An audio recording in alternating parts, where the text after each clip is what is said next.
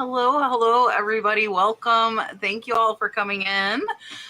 I am joined by Rod, my co-host, and Katey Reeds is down below. She has been on many times, and she helps me moderate sometimes as well. And then we have Tucker Findley and his dad, Brian, joining us. They have not been on before, but I'm super excited to have them on. We've got a lot of questions in already, so if you have them, get them in early. We have 16 already, and we haven't even started. So get them in early. I'm going to make Katey big and let her introduce herself, as well as Tucker and Ryan. And everybody's links are in the description. And then Richard, Mark, and Marsha will probably be dropping the links to their social media as well throughout the show. So here is Miss Katey. Hi, everyone. My name is Katey, and I run Katey Reads on YouTube. I'm a used book reseller, ephemera. I make crafts, bookmarks, all different types of things that are related to like paper. And I resell primarily on eBay, Etsy, whatnot. I do a little bit of Amazon FBA as well, but I don't talk about that a whole lot on my channel. What else? I'm on social media. Everything is Katey Reads. Come check me out. And yeah, that's all I got. Perfect. Here's Tucker and Ryan. Hi, I'm Tucker from Tucker's Treasures. I resell basically everything. I sell 2,500 square feet of stuff. Probably is hard to believe, but I sell everything. And this is my dad who works for me. Yes, I'm Tucker's dad and his employee. I'm a full-time stay-at-home dad, and now I sort of work for Tucker. I had never bought or sold anything on eBay until Tucker came to me about 3 years ago and said, I want to start an eBay store. I said, I don't know. He sounds cuckoo. Yeah, I thought he was cuckoo. But now I now work for him. So I'm here mostly because to make sure that we don't all get kicked off because he's only 12. And he gets kicked off of lives because he's only 12. So I'll stay quiet. I'll let him answer the questions. He tells me I talk too much anyway. Mm-hmm. He does. Perfect. He's not the one who talks. I'm the talker. Okay. All right. Tucker's got this. And the first question is for Tucker, and it is from Richard. Richard wants to know, how long have you been reselling, and where do you do your sourcing? Okay, I started when I was 9 years old. Now I'm 12, so I've been doing it for 3 years basically. And where do I source? I have a junk removal company. So if you have local junk removal companies, go to a junk removal company and say, this is what I'm looking for, and this is what I'm trying to look for, and this is what I find. Like, so I get calls in every day, like, oh, I have a full collection of cards. I got a junk removal company that just has cards. That's the way I usually do. And then I have alerts set up on Facebook. Says like generic words like lot, huge, or like store.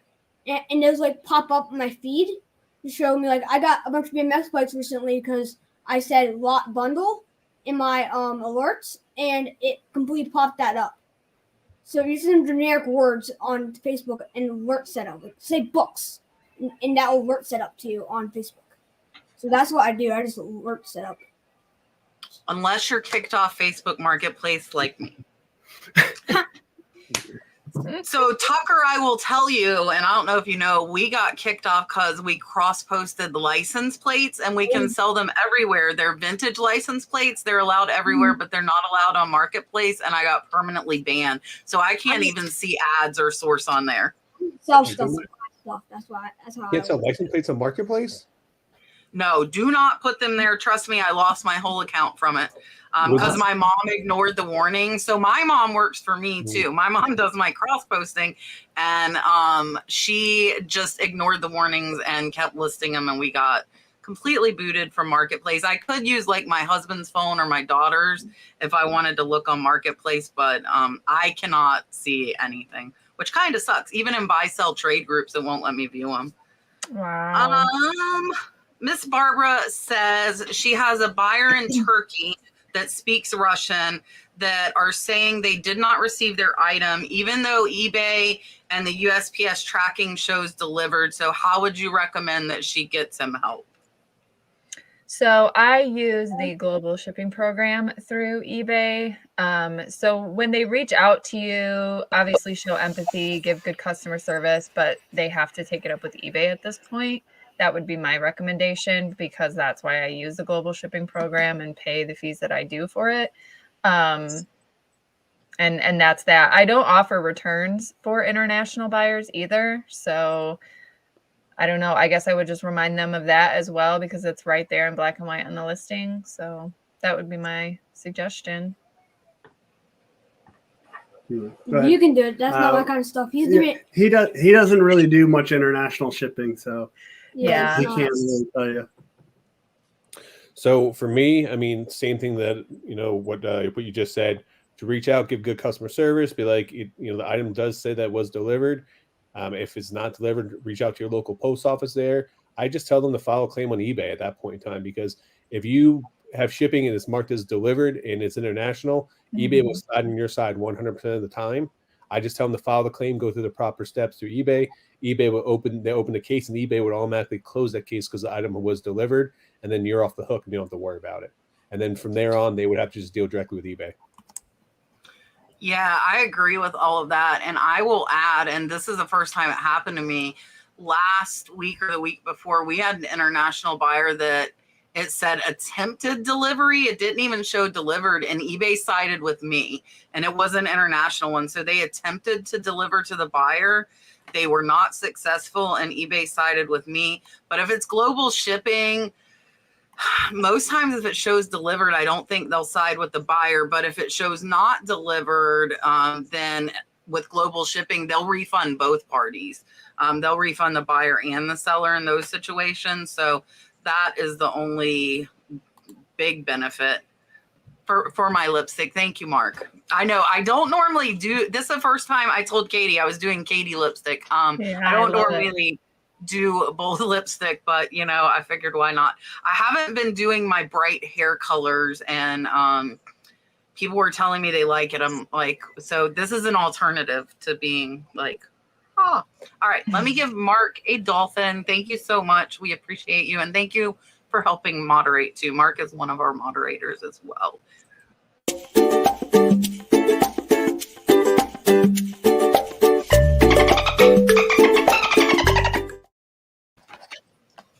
All right. There are actually two questions pertaining to this. I'm going to put the first one up, and then I'm going to try and find the second one. So randomly beautiful collectibles want to know does a blocked eBay buyer know they have been blocked? So I don't care if they know that they've been blocked, but to my knowledge, no, they aren't notified by eBay. And when you go through the process of blocking them on eBay, I think it even says there when you're putting in their information that they won't get a notification that they've been blocked or anything. So it's kind of a weird process with eBay. I wish they'd make it a little bit easier to block buyers, but to my knowledge, they don't. Do you know? I know a little bit, but actually a recent situation happened to us. Remember that? So we blocked the eBay buyer, and then it bought something else of ours again. Oh yeah, how many buyers have you ever even blocked? 2 or 3. Yeah, in 3 years. So I have no idea is the answer. Do you know? There's some weird situations happen, but not. No idea what they see. So the eBay buyer doesn't know they get blocked. The only way they would know they've been blocked, I think, if they try to purchase something or they have something on your watch list from you, then they won't be able to actually purchase the item. Because I once blocked someone and had someone, they're just being the biggest pain in the butt and causing a lot of issues. And I did block them, and they went to purchase something else, and they sent me a message saying they couldn't purchase the item anymore. So that's the only way that they would find out. But I think eBay just tells them they can't purchase the item or they're unable to purchase it. It doesn't say anything about them being blocked because they reached out and asked me why they couldn't purchase the item. Yeah, so I think if they've been blocked, they know that, because I blocked a few people that will message me and say, hey, why'd you block me? And some of the time I have it auto set up where if they have more than 2 unpaid items in the last year, that they can't purchase from me. So that will automatically block them. And I have you can put in an exception. So if they go out of their way to message me, ask me why, I tell them, hey, I didn't personally block you, but if you have 2 unpaid items, then my settings would. And they explain why. I have put exceptions and let those people, not be blocked and purchase from me. And I want to put this up from Sapphire because this is related to it, and see if anybody knows. I have never seen a box to not allow them to contact me. I wish I could, because most of the time I block people that are extremely nasty to me. So she's saying, do you check the box? I have never seen that box. Has anybody else on the panel seen a box to check that? No, mine's like really old school. I have to like type in their username exactly into like this like text box thing, and hope that it works. Yeah. So I think that's more of a newer feature. My block list has been years long, so I never had that feature before. And I even contacted eBay because I had an international, going back to international shipping, where I shipped something international, and they put the wrong address, and the customs, it got stuck at customs and couldn't be delivered. And they filed a claim on eBay. eBay sided in my favor because it was the buyer's fault. And the guy just from the Middle East sent me a message. Like one night I woke up to like 55 messages, just kept bombarding me, just spamming me. And I blocked them, and I couldn't figure, I contacted eBay, and there wasn't a way for me at that point in time to block them from still sending messages. So that must be a newer feature. It must be. Yeah, I'll have to look, because if I can click that box, that would be wonderful. Yeah, because most of the ones I block because they're being really, really rude to me and inappropriate. So I would love to have a box like that.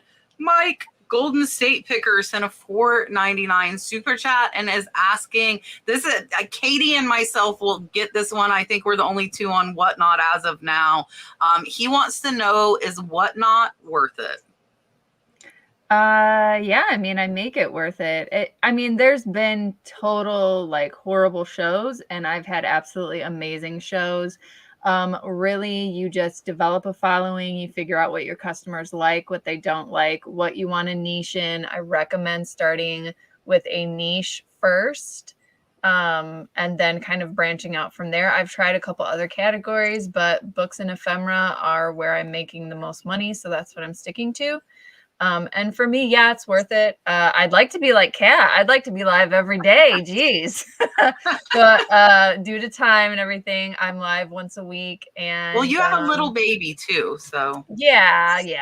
I mean, Tay and I are doing once a week Whatnot lives, and we just plan accordingly, make it worth it, and yeah, I mean, I think it's just like any other platform. However, with that said, if you don't enjoy being live, if you don't like talking with people, if you don't like being engaging and entertaining and showing things and keeping things live and active and keeping people's attention, then Whatnot will not be for you. Profit-wise, yes, but it's like YouTube. It's like YouTube auctions, but not, I guess. So you have to kind of keep that in mind. It's not going to be for every personality type. Yeah, and I would agree with that. And I say it, I feel like every week I don't push anybody to jump on the Whatnot train. And that's because without a following, it's going to be a very, very hard road for you. And I hate for people to have really high expectations going in and then they get crushed, because it doesn't start out like that. I'm lucky I do have the following. So for me, it is 110% worth it. I'm making double on Whatnot what I make on eBay. So for me, it is worth it. And I just stick to the jewelry category. Some people have asked if I'm going to branch out, and the answer is probably not, because jewelry's small. It's so easy to ship. So I can sell 100 pieces a day, and the shipping takes 2 to 3 hours. It's not bad. But yeah, so for me, we have put more of our efforts through the last 3 months into Whatnot versus into eBay. But I did hire a new full-time assistant that's doing eBay as well. All right, Mike, you're getting the old school. Mike gets the old school dolphin. Here you go. Super chat. Hey, Kat, this goes back to the last question we had. It says at the bottom of the block page. Someone posted in the chat. But then I also saw people saying that they don't have it. So I wonder if it's like a beta thing that they're starting to roll out, and maybe some people have it and some don't. Yeah. I'll go look while we're answering the next question. I'll see if I can find it. Miss Lori wants to know, what are some of the benefits of free returns? I've been considering accepting them if they make my life easier. I mean, for me, offering free returns means I don't get negative feedback. You can return the item, so there's no reason for you to give negative feedback regarding the item. If it's like a personal attack towards me or something like that, eBay doesn't deal with that anyways. Like, they're going to remove it because it's a personal attack. So that's why I like it. So I offer free 30-day returns, then no returns for international buyers. However, recently I did have a conversation with another reseller and was kind of considering it not being free because I don't know, they just brought up some good points of how you could dispute negative feedback regardless. But when I first initially switched over to free returns, I had done it because it put you in like a top status at the time, and you could always 100% get negative feedback removed. But I'm also going to be honest, you know, with books, I get a return like maybe twice a year. So, you know, in reality, knock on wood, it's really just to maybe incentivize the buyer to purchase from me. It depends on the item for me usually. Like, if it's something we get low returns on, I'm like, okay. But if it's something like we don't want to deal with like some breaks, like a transformer or something, like I don't want to deal with like something like it's returned it because they get a better deal on it, or like it breaks and it's not our fault, like that kind of stuff. Yeah, I think he's been moving more and more to free returns for items that are, like he's saying, that are common items that people like use, and if they want to return them, they return them. But most of the time, one of the things too is, I think with the free returns that we're finding is because he has so much stuff and he lists so much in bulk. Like, you know, we've sort of moved like, you know, like how are we going to list, you know, 100 things a week to how do you list 100 things a day? And when you're doing that much volume, it's kind of almost like you gotta offer free returns because it just makes doing the listing and posting, if you mess up something or whatever, like patches and like just all different sorts of things. Patches, particularly, that's a lot easier because a lot more like free returns is better and not returns. But like stuff, like I had an issue recently about like spawn figures. Somebody like opened it in packages and broke. And we said free returns, and that was the issue. So yeah, I mean, you get beat on some of that, but I think we don't have that many returns, and so I think it just helps. It gives us almost a peace of mind when we're listing. We don't have to list every little detail of everything. If you don't like it, return it. Who cares? Yep. Right. So I don't run for free returns, and I find that it's a deterrent to my business. So I do allow my buyers to return. They will return it. They have to pay for shipping. So I find that helps keep my returns down, but I still offer returns on the items. I mean, if the item is damaged, I will pay for the return, the item come back, or anything like that. But I mean, at the end of the day, it just depends on your business model and what you're doing. If you're running clothes, you're going to have a lot more returns than you would if you're doing like video games or toys or something along those lines. So it really comes down to the category that you're selling in, because if everybody in that category is offering free returns, then that's almost something that you do have to offer free returns. But just all depends on your business model and what works best for you. So I actually just went and looked and have $120 return I didn't know about, because I was like, let me go see how many I have. I have two. Both are Harley items. One is a jacket, and we have been putting measurements in, and they said it didn't fit. So it was a Harley size medium. They said the jacket didn't fit. And the other one was Harley hubcap covers, because I did a buyout of a Harley garage sale, and they said it didn't fit their part. So instead of researching it like they should have, they bought it and it doesn't fit, and now it's coming back to me. So I wanted to put up too, because the old Raven said free returns doesn't negate negative feedback. It does. If you are a top rated seller and they open a return their negative feedback will never be seen. I know because I had about 20 of them removed last week, and they never hit my profile. I've had general statements like that removed multiple times from my account. I just kind of didn't want to get into it in the chat, but yeah. It never hits it. As long as they open a return. If they don't open a return, you're not protected.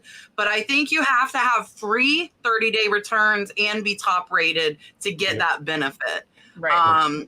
Like I had somebody being really nasty to me, and they're like, just wait till you see the feedback. And it was very hard for me not to say, your feedback's never going to be seen. I'm sorry. Because I allowed them to return it, but I didn't. Yeah. I really wanted to tell them that, but I didn't. I'm the boss of me 63 sent a $2 super chat and said, I want to thank you for all of your knowledge. And then I think, will you click the other one, Rod? We'll do a combined dolphin. Camille sent a $4 super sticker too. So thank you both so much. So I appreciate you. We're going to give you the little Dalton riding the dolphin one.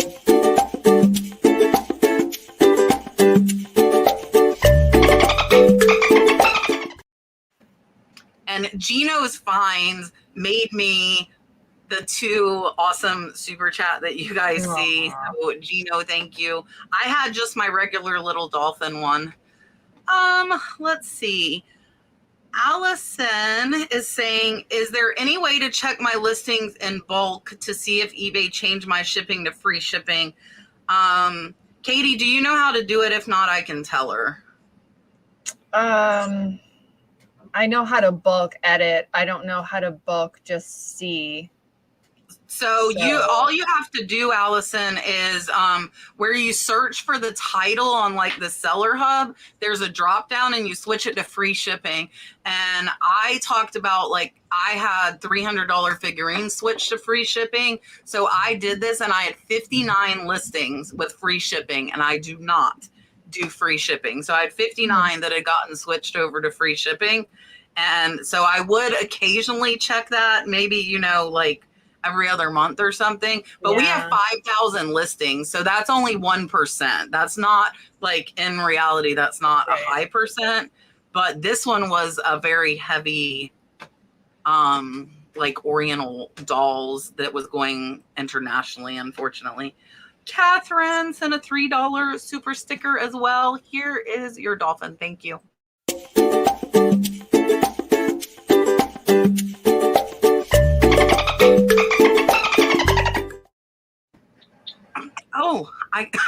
Now I'm choking. I got all distracted. I found the toggle switch. It's on the bottom of mine to block them from messaging you. It is there. Ooh, nice. So I'm doing that after the live. Where you enter them for the text box and scroll down to the bottom, there's now a toggle switch that says don't allow blocked buyers to contact me. The only exception to that is that they can send you a message if they purchase something. So if they purchase something from you, you block them, they're going to still be able to message about that item, but they're not going to be able, after the 3 months, the 90 days it falls off, they will not be allowed to message anymore. Another dolphin, Vintage Nurse 17. Thank you so much. $4.99 super sticker. Here you go. Super chat. I should have got them both. I didn't see it. Karen chasing vintage. All right, let's give you another one. We'll go back to the Gino one. Thank you so much.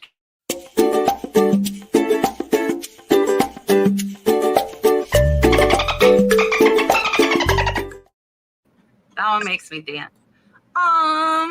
Sapphire said she recently started cross-posting to Mercari and Poshmark. Items that had no interest on eBay are selling on the other platforms. I thought they were just undesirable, but only on eBay. So do you feel that eBay selling is still the gold standard? So I think she's asking if we think eBay is the best place to get the most sales. So my thoughts are, if I want to know if something's going to be selling well on Etsy, I'm looking at solds or trends on Etsy. If I want to know if something's selling well or quickly on eBay, I'm looking at sold comps on eBay. So eBay sold still the gold standard. If you're going to list it on eBay, I would say, yeah. With Mercari and Posh, it could be just because they're newer listings and maybe they're getting some attention and they weren't kind of refreshed on eBay, or you could have refreshed them on eBay. Oh, researching sold listings. Okay, so you could have refreshed it on eBay and then maybe it still didn't end up selling. So yeah, I mean, if I'm going to list on eBay, I'm looking at eBay trends because that's the market I'm going to be selling it on. Mercari and Poshmark, I would do research on that because you also have to understand that like on eBay with a old ephemera vintage postcard, I can get like maybe $4 for it. On Etsy, someone just paid $11.99 for it plus shipping. So it's just like every market's a little different too, based on what they're known for, the aesthetic, like all of that. So eBay is the gold standard for eBay, I guess, is my opinion. Okay, let me see. You do eBay. That's it. I just do eBay. So that's the answer. Oh, okay. Gotcha. Yeah, I mean, if you're only on eBay, then We're gonna start Amazon out soon. I mean, eBay would be the golden standard. I would say next thing. I mean, Amazon's the biggest reselling platform out there, but we can't sell everything on Amazon. So eBay is the biggest reselling platform to sell anything out there. So at the end of the day, it would be the golden standard, which all platforms try to be like eBay at the end of the day. You know, they build their model based on eBay and they have their own little niches and stuff like that. Now, can you make more money on other platforms? Absolutely. But eBay would be the golden standard, which I would before I sell anything on any platform, I go to eBay first. And then I look at the other platform before I put that on there, because just like Katey said, like you can get more money on Etsy than you could get on eBay for certain items. But eBay is going to have the higher traffic. So you're going to have more people, you're going to have more items listed and more people. It's the golden standard at the end of the day. Yeah, and we sold 165,000 on eBay last year, and the closest platform to that was Etsy at 16,000. So that's only 10%, and most of the items are on all of the platforms. So to me, eBay is what I sell the most on, but I also, I unlike Katey, I only comp on eBay, either eBay or WorthPoint if I can't find it on eBay. Because we mark up prices on Etsy 30%. So I have found that I can get more on Etsy, and we only put items that are $20 or more in vintage on Etsy versus, you know, everything going on eBay. Everything is on Posh, everything's on Mercari, but eBay has, as far as like for us, has outsold everything. But a lot of times in our group, I hear people that Mercari is beating eBay, Poshmark. I think it really depends a lot on what you're selling. You know, like Mercari for video games and toys, I think is probably stuff's going to sell a little faster because you have less competition on Mercari. And then Poshmark, if you've got, you know, big name brand clothes, I think it would probably sell faster there. So, and I know some people that price up for Poshmark, but I don't do that. Miss Caroline said she's a newbie and she wants to know, do we all have the buyer pay shipping, and are there any exceptions to that?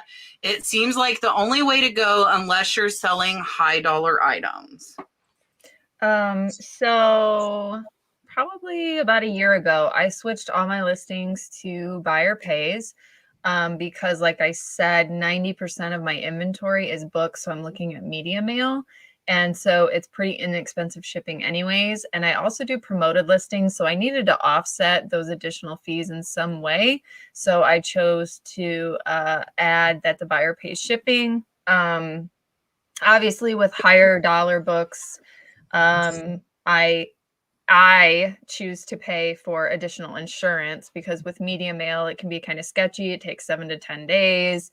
Media mail is notorious for getting lost. So I do my due diligence with insurance, and that comes out of my profit margin. But yeah, and for me, honestly, in that year, I have more stale listings that are free shipping than I do buyer pay shipping. So for me, I have no motivation to switch it back to free shipping. However, I'm doing books. If I was doing electronics or video games or, you know, big items, I don't know. I don't know how that would look for me. So this is based on my experience of ephemera and books. Do you want to start? It depends on my item. Usually, like, if it's like a small figure, it'd be free shipped. If it's a like bigger item, like bulkier, and it weighs more, I probably do plus shipped usually. Yeah, so like he said, I think what we generally do is actually if it's under a pound. Usually. Yeah, if it's under a pound or if it's media mail, we just do free ship because we know what the item is, and to ship it between Virginia and Maryland or Virginia and California, it's within like $1 or no different at all. So we just add that in. Now I'll say it's interesting. One of the interesting things, because the UPS or the post office rates have been going up so fast that some of those items that now, you know, were like $10 items or whatever. I'm like, ooh, should we up the prices? Right. But kind of pricey. Yeah, it was working really well until like the post office started, like those rates started really going up. But I think anything over a pound, like he said, we typically charge the client, the buyer pays. Anything under a pound that's small. And for high dollar, it just like the shipping such a small percentage, we don't care. Like, you know, for items over, you know, several $100s. And most of them aren't like Cat's items, like where they're like glass or breakable. Yeah. They're more like video games or something. They're usually toys. They're almost always toys. So, you know, not, you know, it's not, but that's what he does, or we do. So for me, I have buyer pay shipping all the time. The only exception to that rule would be if someone messaged me and I send them an offer, or if I go in there and just remove the shipping, give them a discount, something along those lines. But as a newbie, I highly recommend that you use calculated shipping, especially being new selling on the platform. One thing you got to realize is the shipping changes, the cost of shipping changes multiple times throughout the year. So they have an annual raise, and then in the fourth quarter, they raise shipping prices too, just for the fourth quarter. So if you're not using calculated shipping, it's a good way for you to get burned, especially if you have those items listed for 1-2 years. You could be losing money at the end of the day. So anytime I work with like a newbie or coach them in this, I always tell them start off with buyer pay shipping. That way you know what you're doing. Also too, if you ever want to run discounts in your store, then you're only running discounts off the actual item. Okay, but if you have free shipping, now you're running a discount off the shipping cost and the actual item. So a lot of people don't keep that in mind when they do run free shipping and run discounts on their store. Right. So I always recommend buyer pay shipping. Yeah, and I do calculated on everything. Most of our stuff, I would say 75% or more is over a pound. So we're in priority mail, where somebody on the East Coast is going to cost me $8, where it could go up to $20 if it's going to California. So if I were to build that into my price, I would have to build in, you know, like 15 if I was going median, and I would lose my closer buyers, where with calculated, I might be losing those further away buyers, which I'm okay with, because a lot of times we have the only one of something. So our California buyers, like Ryan was saying, like they're expensive items, and that's such a small percent, like they will pay the shipping. So I don't have to worry. Like I charge shipping on my $3,000 purses.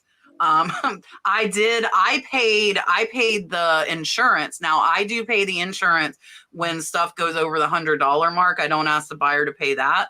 But and I think the insurance on those was like $30. It was quite a bit, but it was $6,000 worth of purses. So I wasn't about to not insure it. Yeah. You listen, Tucker, look up now Judith Lieber. Look up that name and look at her stuff. Guy. I'm a toy guy and a video game guy. She has really cool trinket boxes. And that's how I found out about her, like these little tiny trinket boxes. And I found one in a Goodwill like box, and it sold for $300, and I only paid like $30 for the whole Goodwill box. I find episodes of new toys go crazy ones. See, I don't find a lot of toys here. I wish I could find more. I don't find a ton. That was just Hot Wheels one time. I sold $10, made $500 on it. That's awesome. 2010. Yeah, I wish I saw more. I've got you know how you only like your eye only goes towards what you're looking for. So I'm wondering if there are toys and I'm just not seeing them. So I'm going to try and pay more. You only source online though, so you're not looking at toy auctions. You're just looking at your jewelry auctions. Yeah, but a lot of the estate auctions have like everything though, and I might just be like scrolling really past them. Speaking of auctions, Sapphire is asking me. She said she just started to look at lots on HiBid. Can you provide thoughts or strategy on how much to bid? If it says soft close, is it better to put in the highest bid or wait till the end? So, thoughts and strategy on how much to pay really depends on your business model. So for me, a lot of times with the lots, I will go up to what I think I can get for one item in the lot, and it's going to pay for everything. So that's one kind of strategy that I'll use. So if there's a $75 piece, I'll go up to 75 and the other 8 or how many ever pieces are free. I typically don't like to pay more than 10% of what I'm going to sell something for. So I'll try and get an idea in my mind of what it is worth. But the exception to that is the high dollar stuff. So the 2 purses I was just talking about that sold for $6,000, I paid $800 a piece, which is, you know, quite a bit more percent wise, but I actually researched them and I made a $2,000 profit. So I'm okay paying up on the higher dollar because my dollar amount profit is higher. As far as like, if you want to put in your highest bidder wait, if I know I'm going to be able to watch it, I will wait. I will wait till close to the end and hope that somebody else is not watching it. But like tonight, I had auctions ending during this show, and my max bid was in about 2 hours ago. Because I knew I would forget. I've tried to watch them while I'm live, and I end up losing stuff. So Nice. in that case, or like if you know you're going to be busy, just put in the max bid and let it go. Because I'm always like, oh yeah, I can watch it, and then I lose stuff. So now I put my max bid in if I can't really watch it. Miss Teresa says, in your eBay store, do you use eBay categories or store categories? And also, do you add all the other things that eBay allows you to customize, like store banners, add an image to your categories, etc.? So do you personalize your store as much as possible?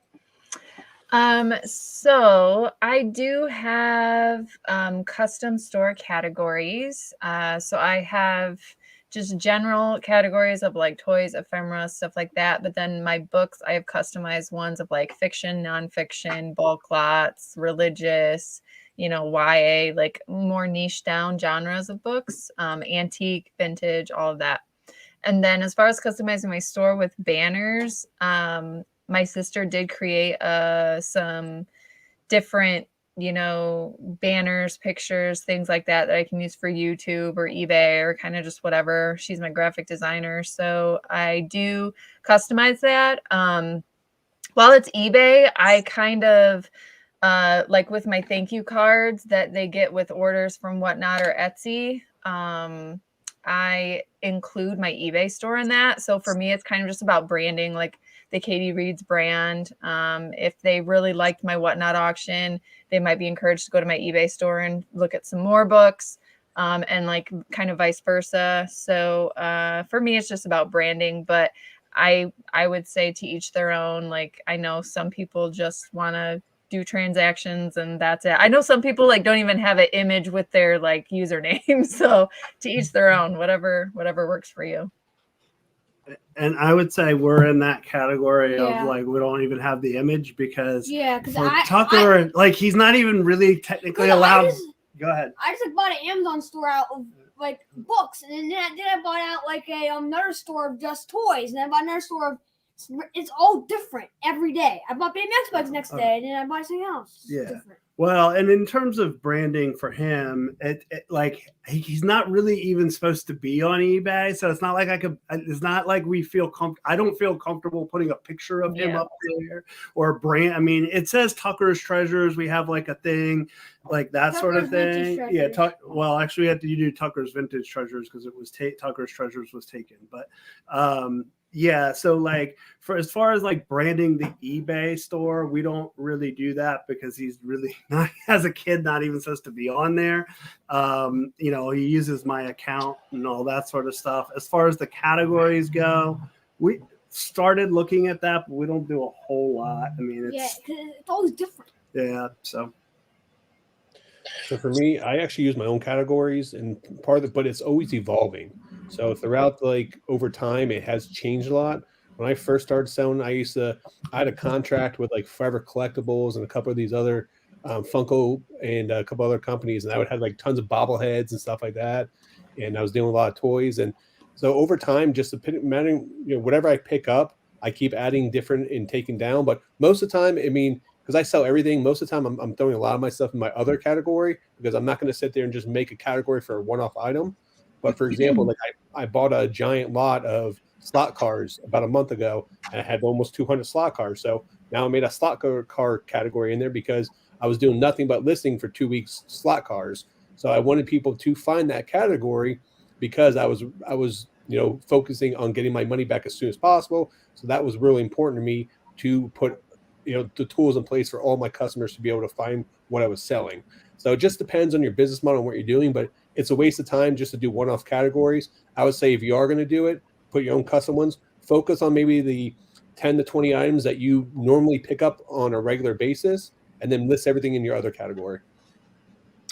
Yeah, so I'm like Tucker, where I like to buy collections and you never know what the heck I'm going to have. So I started doing my own store categories, and then I'm like, forget this. I had like 50 of them because I pick up such a variety. So I reverted back. I just use eBay category.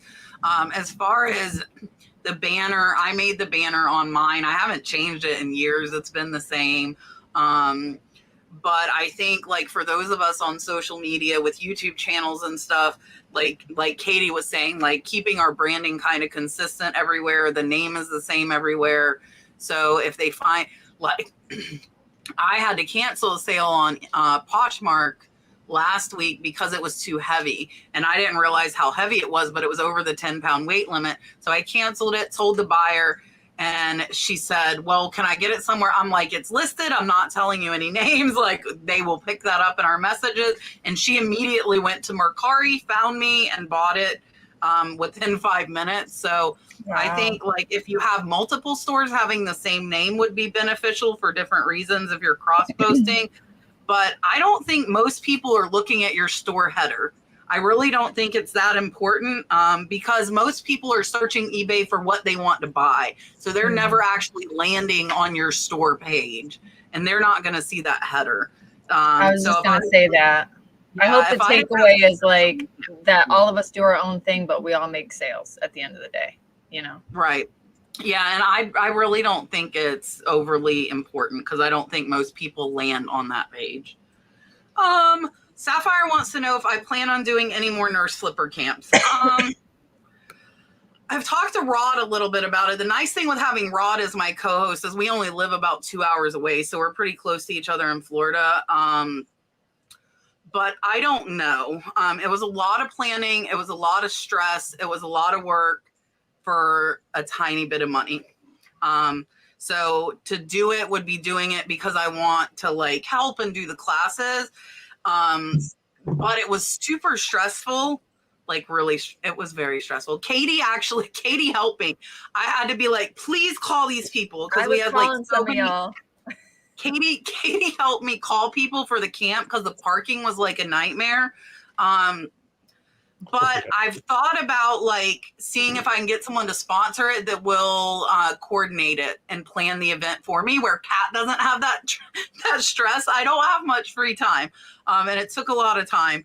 So I might. Oh, the other thing is Dalton's in school. So when we did that before, Dalton was not yet in school. So we had a really open schedule, and now I would have to work around his school schedule. So like spring break, summer, or winter break would be the only like possible time. So I might, of course, if you're watching my videos, I will let you know, but I am undecided as of right now. All right. Question for Katey. I'm interested in getting into books, but I'm intimidated because there are so many books out there and it's overwhelming, and I'm too shy to use the scanning tool. So I guess she's wanting to know, like, if you have any tips about getting started into them with it being so overwhelming. Yeah. So what I would say is start with nonfiction. Like, get familiar with Bibles and textbooks, and like, because those are your kind of super easy things, because they're typically going to have a barcode on the back that you can scan. As far as Amazon, with like having a scanning tool and all of that, you don't need that. Amazon Seller Central is 100% free. You can use that. They have a scanner inside of it.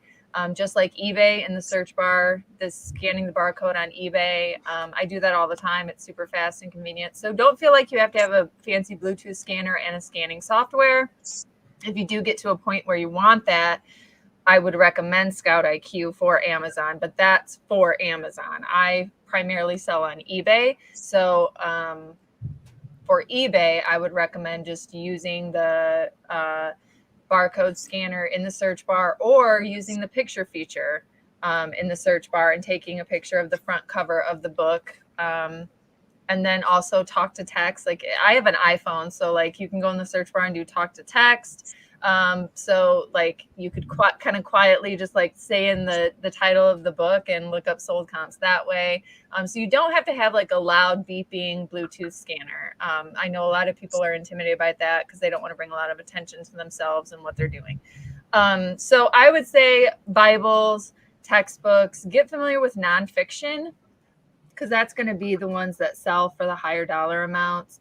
And if you're going to places like Goodwill and things like that, their prices, unfortunately have gone up. So you're going to have to look at things with higher profit margin. But what I really would suggest to you is, if you're wanting to get into books and you're comfortable doing it, put yourself out there as a free book pickup service, or tell friends and family, like, hey, I have books I don't want anymore.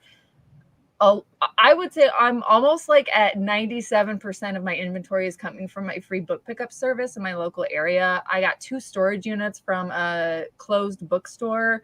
Like, I get almost all my inventory from my free book pickup service, and it allows you to do it at the comfort of your own home. You can take your time, you can dive into things, you can, list however you want. So if you're comfortable doing that, start small, because understand, once you put yourself out there, you might end up with 2 storage units like I did. So maybe start small, post on Facebook, hey, friends and family, I am interested in your unwanted books. If you want to drop them on my front porch, or leave them on your porch and I'll come and pick them up, or whatever the case. So that way you can kind of dabble with it. You have no cost of goods into it, and you can kind of get familiar with things. And then maybe ask them, like, I'm looking for Bibles, or I'm looking for nonfiction, or I'm looking for whatever. So I hope I didn't take too long with that answer, but that's what I would suggest to you. And then if that's not an option for you, maybe you live in an apartment, or you're in an area where you can't do that, and you're going to thrift stores or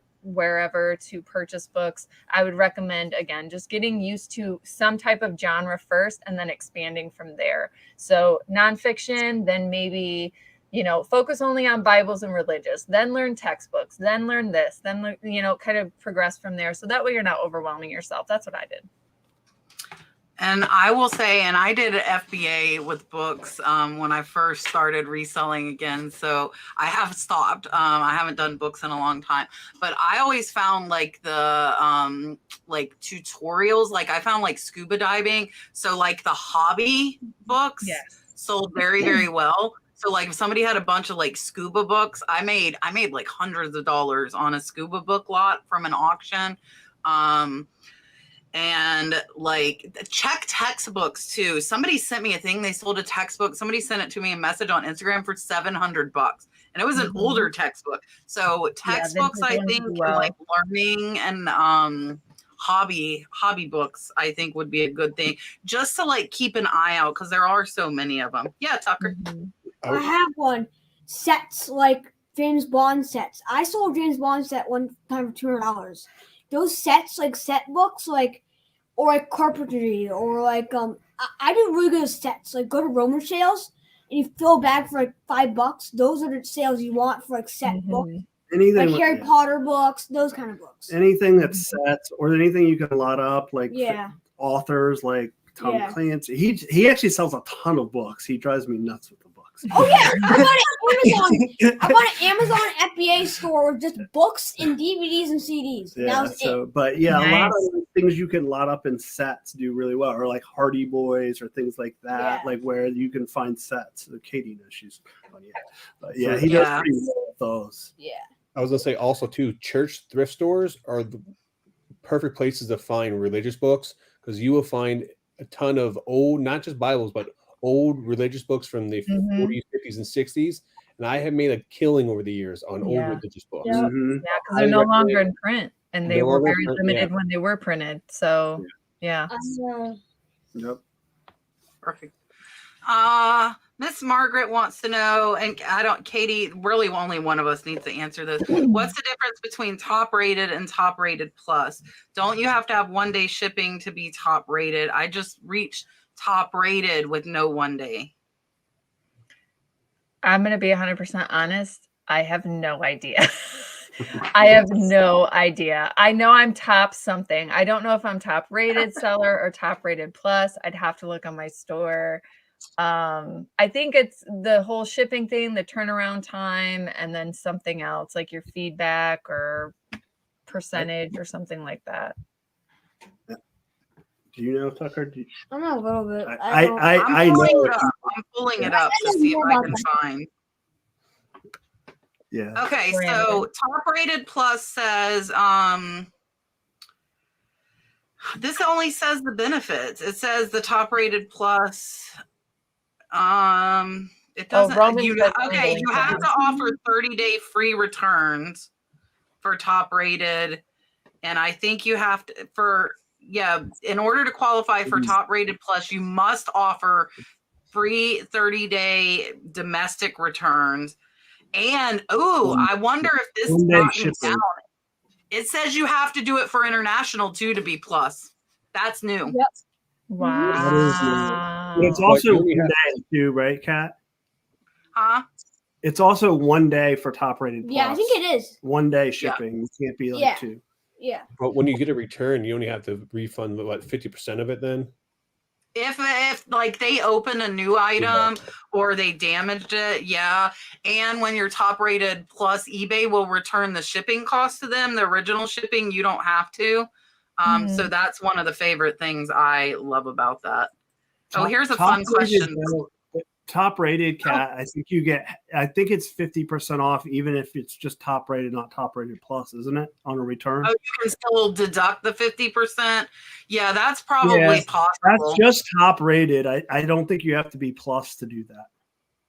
To like deduct it from them. Yeah. So like if it's an opened item, for example, like if they opened the item and they returned it, right? You can deduct 50% if you're top rated. I don't believe you have to be top rated plus. Okay. That you can makes check sense. me on that. Anybody can check me. I think I lost it because I don't do free international returns. I think I lost it. Like I need to go look at myself. That's weird. I don't do that. So I'm not doing free international returns. I'm not either. No way. Miss Sue wants to know what is the worst investment or purchase you have made. I'm going to assume we mean business related. Yeah, this is a fun one. Not really fun to think about. So probably the problem is when I first started, like I had so many hiccups like the first month of when I started selling books on eBay. So yeah, and then just learning FBA and then deciding which way I was going to go. So I did a lot of, so as far as like Amazon FBA, I did a lot of bad purchases because I didn't understand you really need to focus on million and under Amazon rank. So I was buying books that had like 8 million rank and all of that. But as far as for eBay, which I primarily sell on now, almost exclusively sell on, I would probably say when I first started messing with eBay and doing lots, I purchased some Harley Quinn romance books, and everybody claims like, oh yeah, they sell so well. They sell so well. And literally, like, I could not give them away. I think I was in the negative like $5 once they finally sold, because it was just after fees and shipping and what I paid to get them. So ever since then, like, I won't even touch romance anymore. I don't even try. Like, I'll look up some of the vintage ones because some of them that are really, really rare can be worth something. But other than that, like Harlequin, like that is like my kryptonite. I won't mess with it at all ever again. I bought one time these cars. I thought there was good cars in there. It was just cheap junk, like 2000 stuff. And I spent like $102 on the 2 boxes. I thought he said there's red lines in there.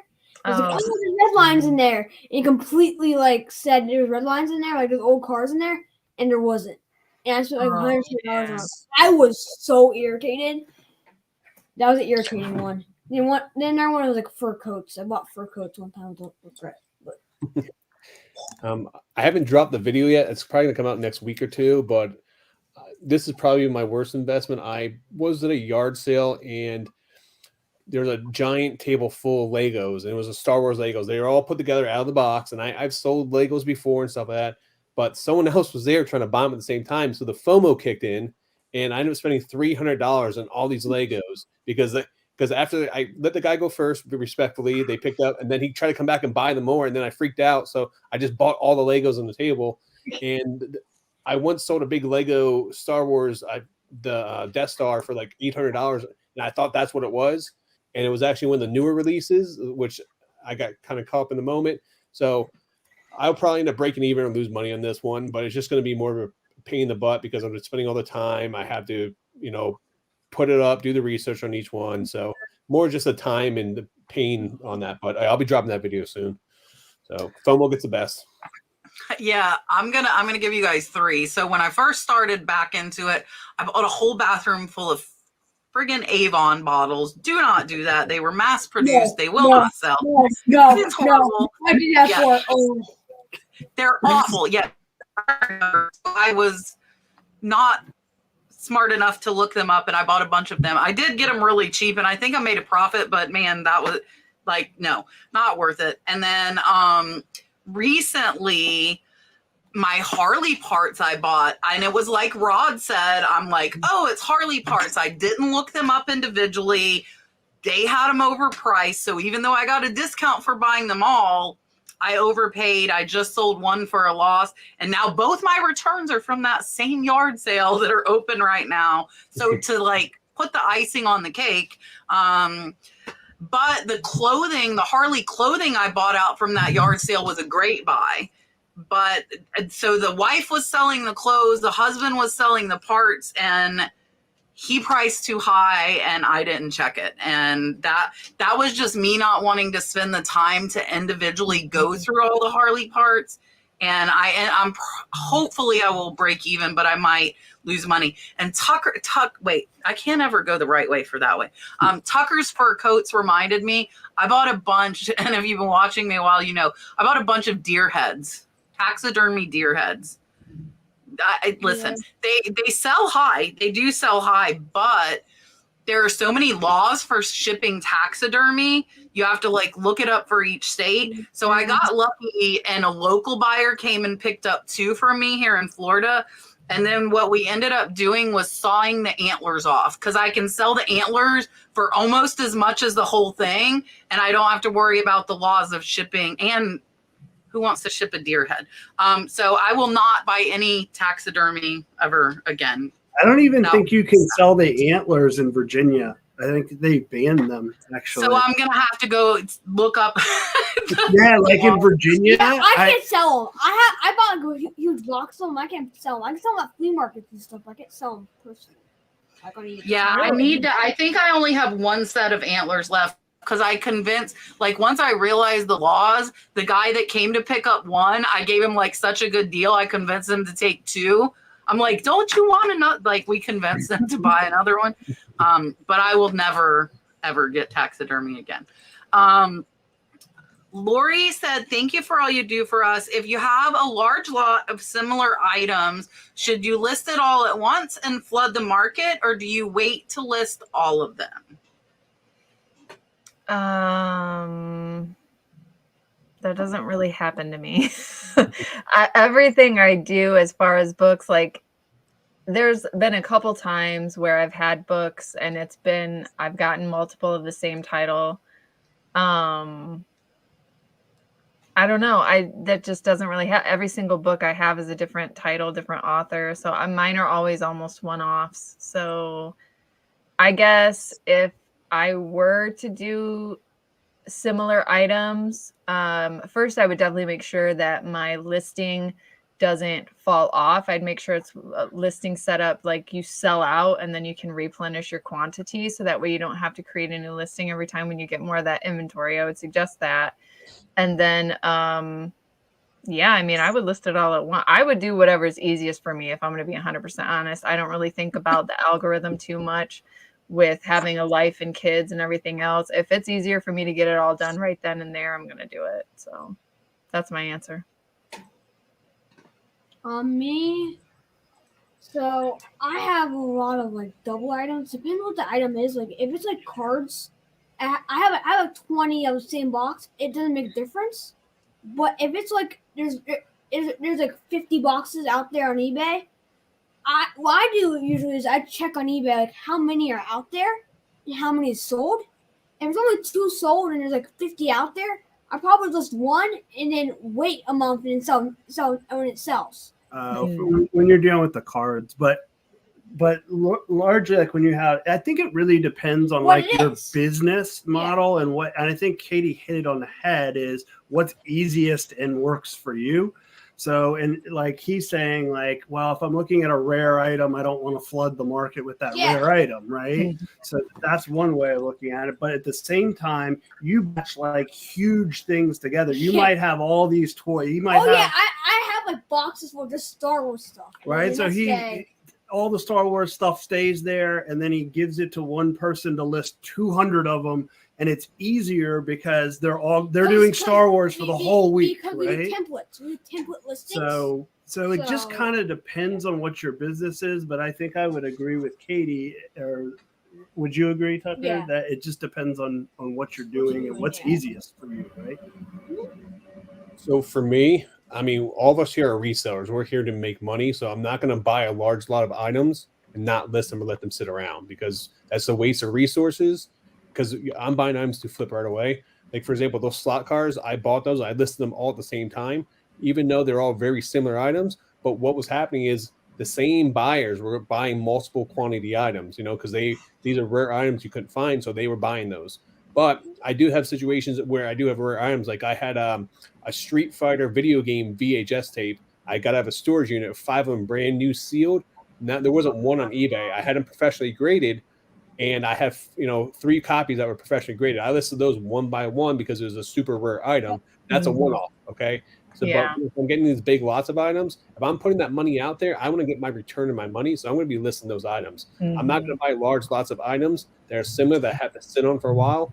If I do buy a large lot of similar items, it's going to be a quantity listing where I can put one listing and put quantity of 10 and just list and forget it and let it go through. I'm going to go totally against what he just said, which is why I like having 4 people on the panel. You get different opinions. So I actually, if you see those bowls right there, those are pretty rare Potter, but I got like 20 that looked really, really similar. So those 4 have been sitting there because I was waiting for the other ones to sell. Now, I did flood the market with his pottery because I bought 80 pieces at the same time, but those are the only ones I held. So I've more than made my money back, but I didn't want to put 8 really, really similar pieces on at the same time because it is like art pottery. But on the flip side, like our license plates flood the market. Like Tucker said, they're going to list license plates. My daughter listed them for a month because we had 1,200 of them, and it's like boom, boom, boom, boom, boom. They're doing it, and really each one is different. They were different years, they were different states, and then the Harley pins, the same thing. So those are similar, but they're really all different.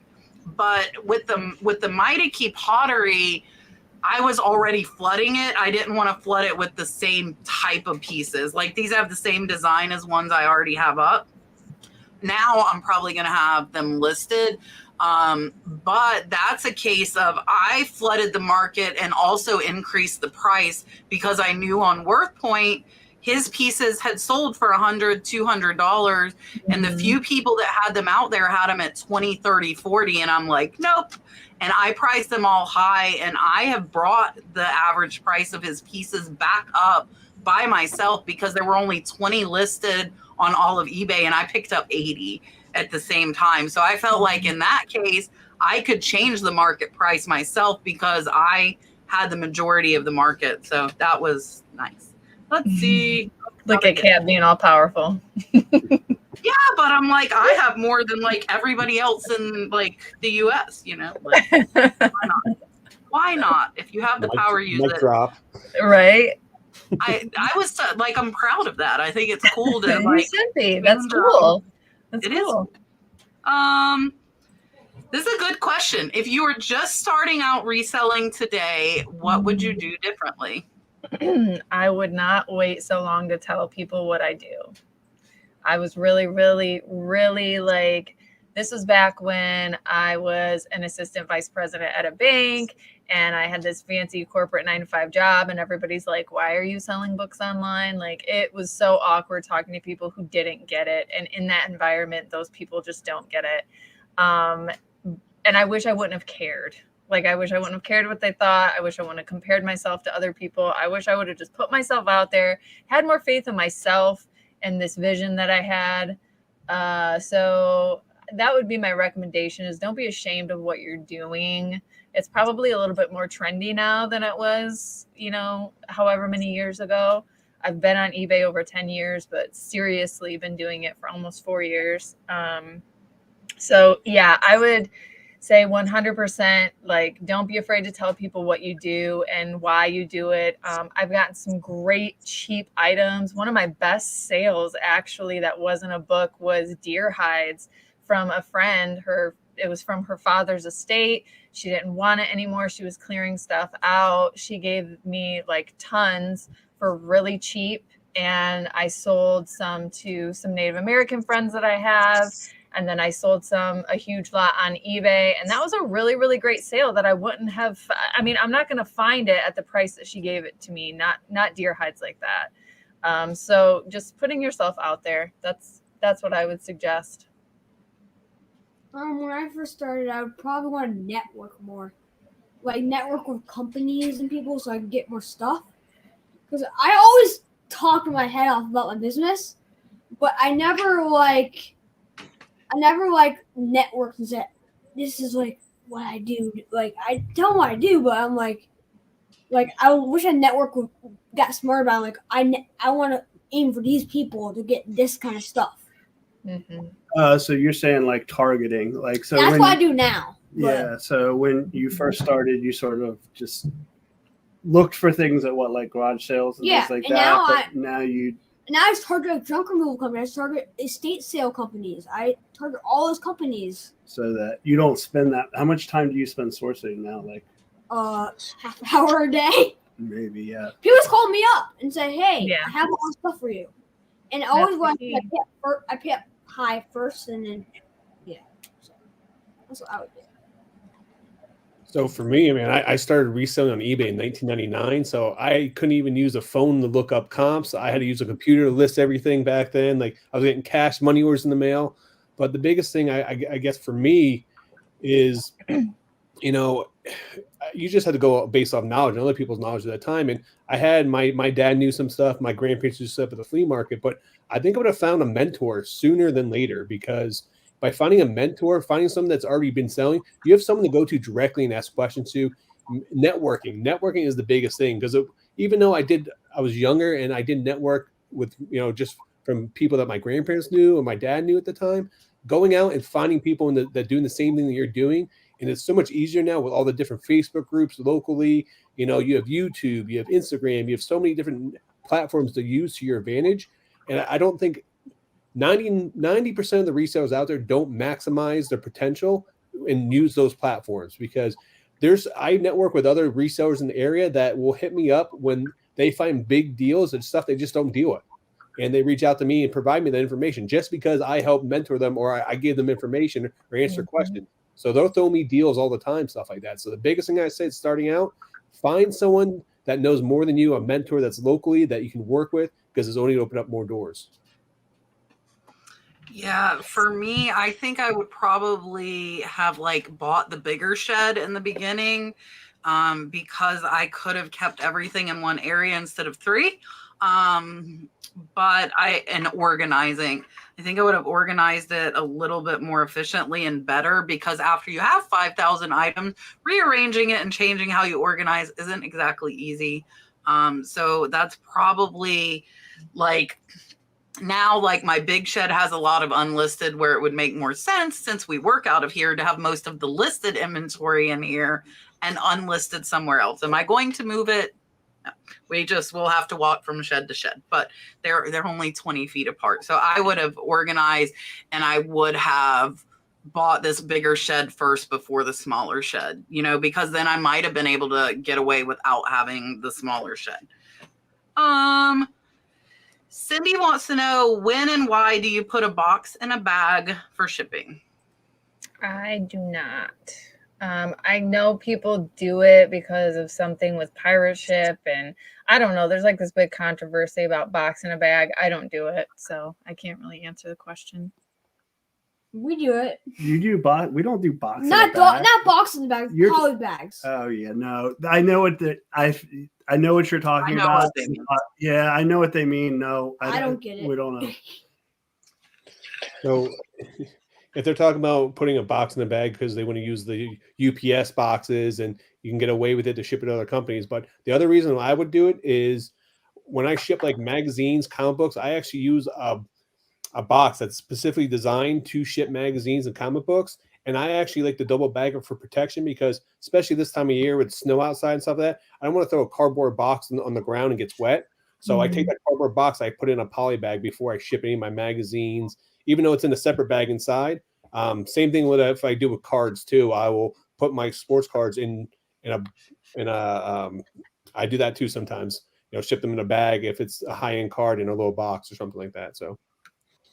Yeah, I think the most time you hear like social media people talking about it is for pirate ship, because it's cheaper to ship a poly than it is a box.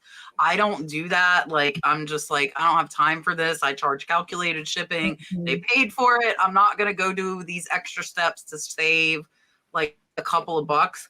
But I will, like my paperweights and expensive small items, I will put them in a 4x4 box and put them in a padded flat rate envelope.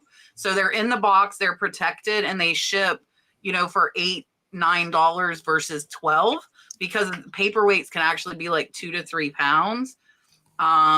So yeah, so for me, unless it would be more, I'm putting a bag in a box, like if I'm protecting stuff from like water, or if it's really expensive, like leather jackets, we put into big giant poly bags and then we put them in a box, because typically they're more expensive, just in case they get like snow. I don't have to worry about that here, but there is a lot of rain in Florida. So yeah, but the box in the bag, like that, for me, it's not worth the money you save for the time. I'm all about time. Time is money. Yes. Lovely Treasures wants to know, what do you try and pick up the most when you go sourcing? Recently, probably within like the past 8 months, I've gone really heavy in like antique and ephemera. So when I do go sourcing, when I'm not like, because I'm kind of like Tucker, like everything's coming to me right now because of my free book pickup service. So I don't really need to go sourcing. But when I do, even online sourcing with auctions and stuff like that, I'm going towards ephemera that is really sought after in like the junk journaling community. So it can be ephemera that's completely torn up, but people want it and they will pay up for it because it has an old 1950s sun-kissed advertisement on it, and they want that for whatever reason. So I'm looking at like I'm learning the niche and I'm looking at very specific things like that. So I find myself gravitating more towards like ephemera, and also it's just really nice to ship because it's so light. So it's great for the buyer and it's great for me, especially with Whatnot. I've been doing really, really well with like scrapbook supplies and ephemera with Whatnot because it's just so light. It's a better incentive for the buyer as well. So lately that's what I have been gravitating towards with my niche. I've been gravitating toward is like it's interesting to me that I'm like trying to get into new stuff. Like I've been like newer toys, like Clone Wars, Star Wars stuff. That stuff can go for a lot of money, and I've been really leaning towards this stuff because not a lot of competition. Like I get a box of $10 and make a couple $100. Sometimes I bought a bunch a long time ago, like, and I make $500,000 a box, make $10.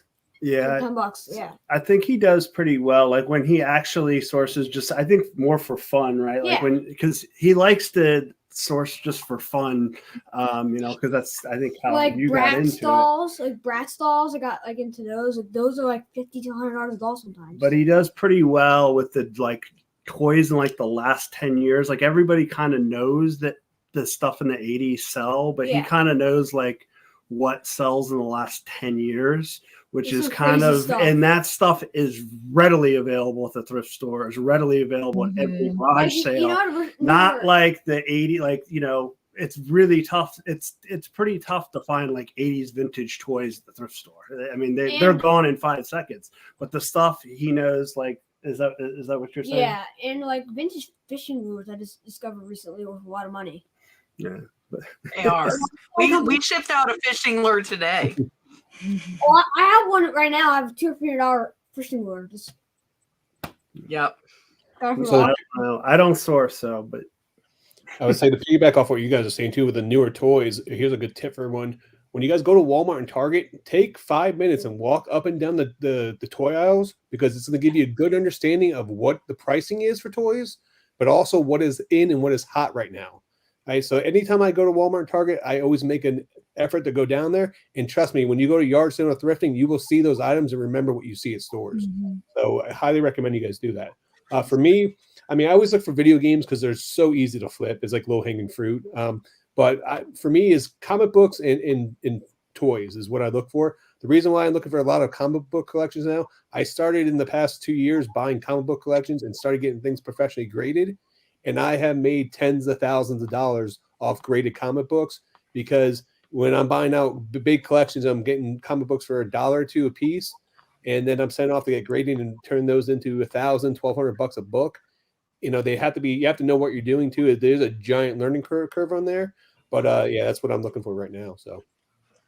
Yeah, so I'm kind of like Tucker. When I go out to the thrift store and you guys see videos of me at thrift stores, really just for fun, and to make videos, because I do all my sourcing from online estate auctions. So when I'm going out, it's just like fun. I do at garage sales tend to gravitate towards lots that I can bundle up. I want to be like, okay, how much for all of these? I like getting my cost per item average down.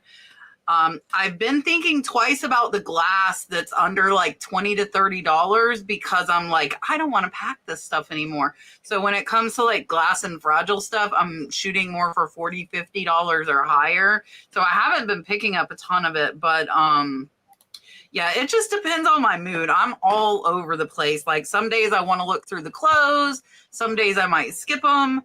I typically always go like vintage nightgowns are really big money. Those sell for hundreds of dollars too. So I almost always just scan through, and it's normally like a tiny little half a rack at most thrift stores. So it takes 2 seconds to look through there. But yeah, I'm all over the place. Rita, if you're still here, Rita said, give info on Whatnot. I need to know what info you want. Like if you want to know about selling or buying, if you'll watch, if Rita's still here, tell us what info on Whatnot you want.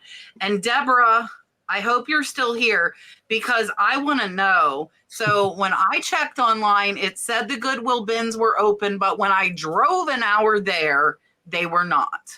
So I want to know if anybody in the chat has been to the Goodwill bins in Ocala in the last 6 months. Have you physically been there and been shopping? Because I went and it said it was open and it was not. So if somebody in the chat could tell us if you have physically been there, not like what it says online. I want to know if somebody has physically been there, because I drove a long way and they were not open. All right. Katrina wants to know, why did you choose to become a reseller? Did I choose it or did it choose me? Let's be honest. So I've always been on eBay. My dad did wholesale perfumes and a lot of different reselling things back in like early 2004-ish through most of my high school career, because I remember helping him like send out boxes of stuff.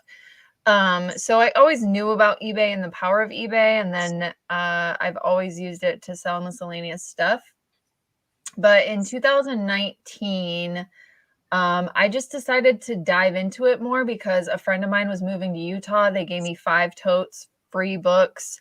There were a lot of new age vintage that are no longer in print. I mean, I'm talking, they gave me books that I sold on eBay anywhere from as low as like $10, $12 to the biggest one was $85. So once I got a taste of that and I already was miserable in my corporate job, I was like, is this an option? So then I dove into YouTube, found Rake and Profit, found people like Kat, found, Tay, and, all the people that taught me a lot of things. And then I just decided to dive into it. So I actually left my corporate job and went part-time at a nonprofit job. So I've always had like some type of job. And reselling's always been like something I was building up.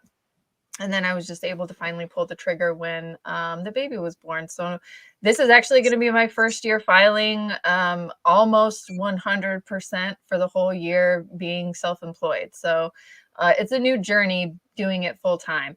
Now, with that said, though, part-time I feel is just as relevant. You work just as hard and sometimes a little bit harder because you're doing multiple different jobs instead of just being able to focus only on the reselling business.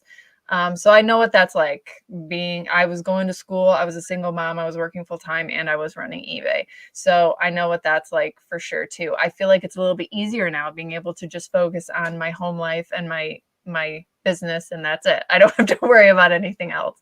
So I think I chose it because of freedom. Obviously, there's a lot of pressure. There's a lot of, pros and cons to doing this full time, but I decided to do it full time because of the freedom and being able to do whatever. Like tomorrow, school's canceled. The school already called and said Michigan's getting 5 to 7 inches. So school's already canceled. And tomorrow I can list for a little bit in the morning, and then I can take my kids and go sledding for however long I want.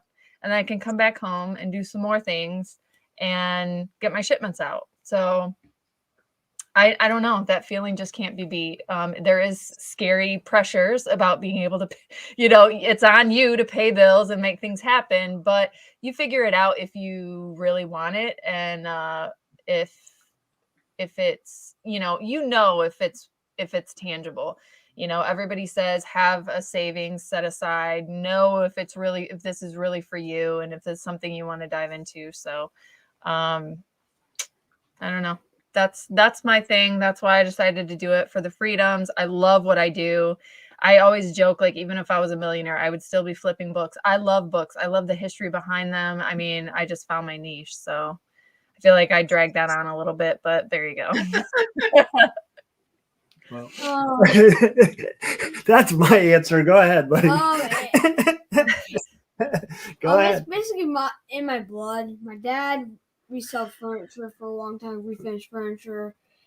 But what really got me was I was starting reselling golf balls in the river on Facebook, and then it went into, I want to start. Went to yard sales and then just keep going, and then I went to resellings on YouTube. Like, I could resell stuff. So it's just I mean, when it falls in your lap and it just keeps flowing well for you, I mean, why fight that? I guess if you like it, why fight it? And that's kind of what I think.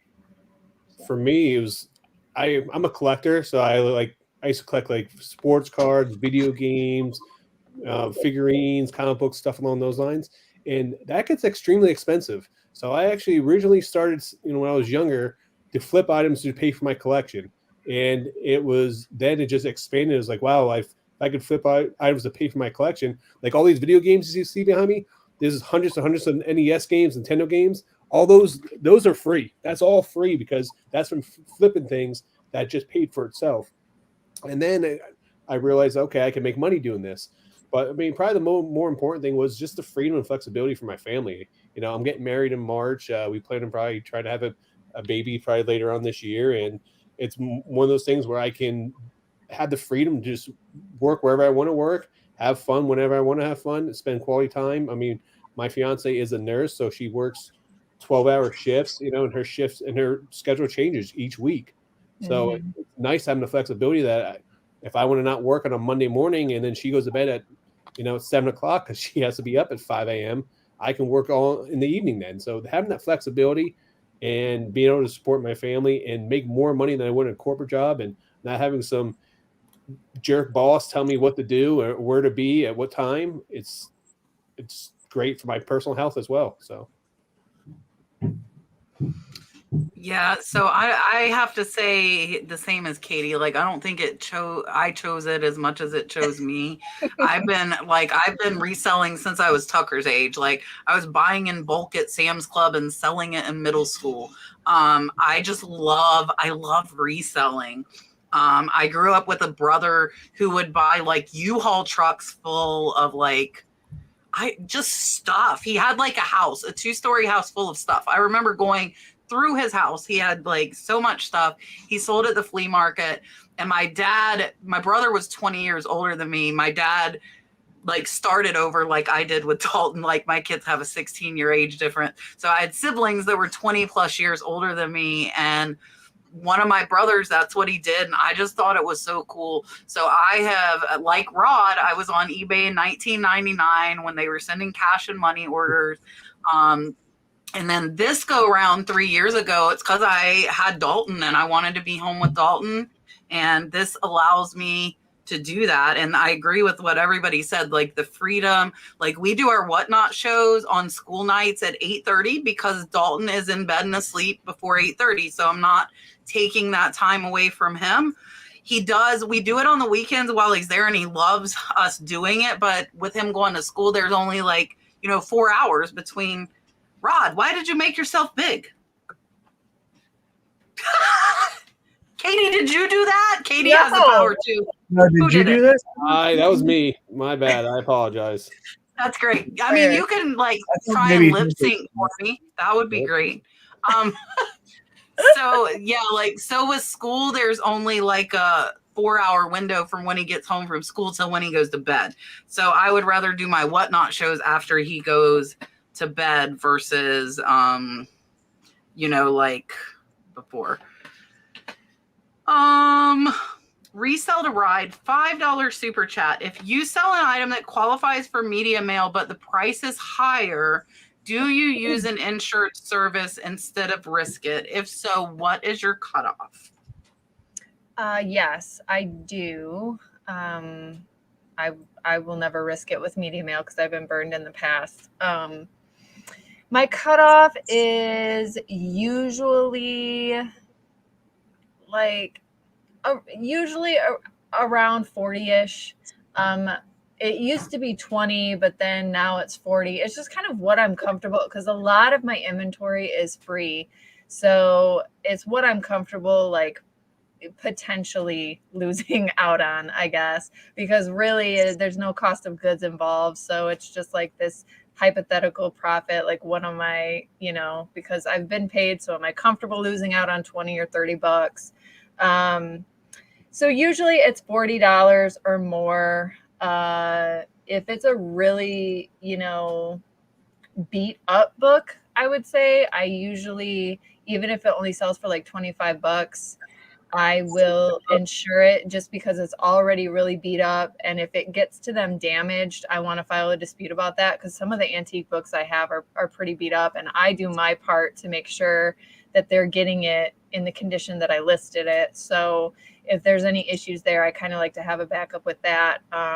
So I guess I would say I have a threshold, but then I don't have a threshold because I'm kind of like, it depends on my mood or the product or what I'm thinking or feeling. So I like to say I have a threshold of usually around 40-ish.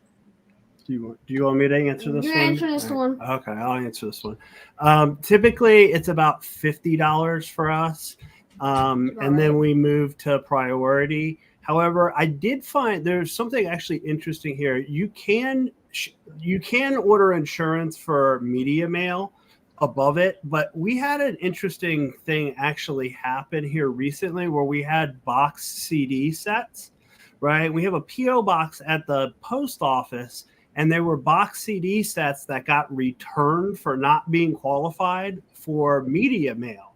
And I really think that because they were pretty expensive. They were like $150 a piece, and they were bigger, heavier items. So we went and got extra insurance on them. And I really think they bucked them back to us. And I like it was a thing with the post office here like last month. Wow, I would have been livid.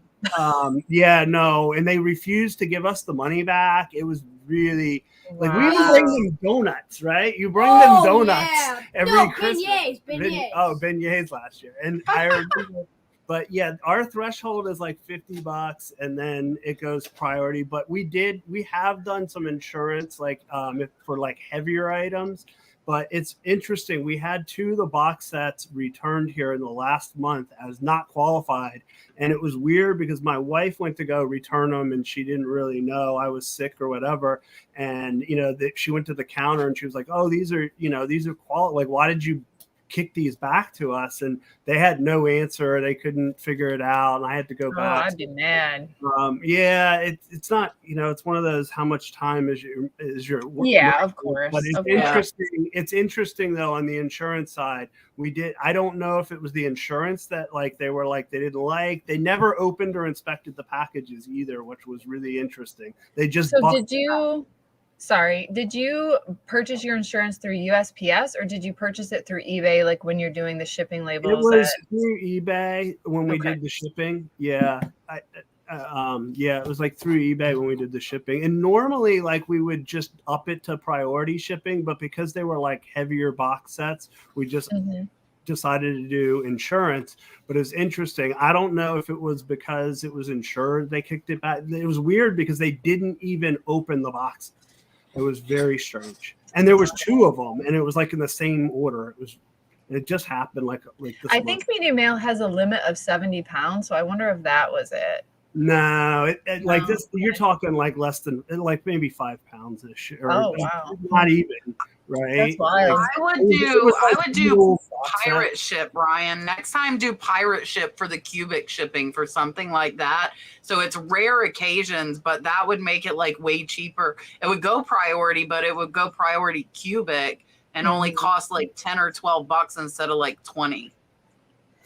Yeah, no, you're probably right on. We ended up actually like reshipping it priority, which wasn't. It was actually like it was only a couple more dollars to ship it priority, because it was actually it was still pretty cheap to ship it with even with the insurance. It was just a couple more bucks for priority. So I think we learned our lesson on that. Yeah. Wow. Anyway. For me, I'm usually around the $50 mark somewhere, but I do sell a lot of high-end DVDs. I have some wrestling DVDs that are $60, $70, $80 a pop. And those DVDs, I will ship them first class because even though they qualify for media, I still can ship them through first class. Unless I'm doing like a big bulk, like for example, like if I'm selling 200 DVDs and amass a lot for $150, I'm going to have to ship those media because there's no other way because it's such a big and heavy item. So it just comes down to the weight. But if it's just like one-off items, I'm usually around the $50 mark. I'll go priority mail or I'll go first class. But I would usually say the buyers don't care at that point in time because they're buying a higher end item. They want it faster and quicker, and I really don't get any pushback either from them. So. Yeah, $50 is my cutoff as well. And I charge the buyer that. So instead of putting media mail, I'm going to put priority mail. Most stuff over $50, I choose priority mail. So I have that $100 of insurance on it. So that's mine as well. And here is your dolphin. Thank you so much.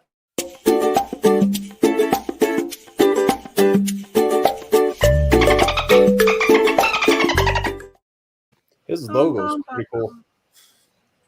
Gotta dance.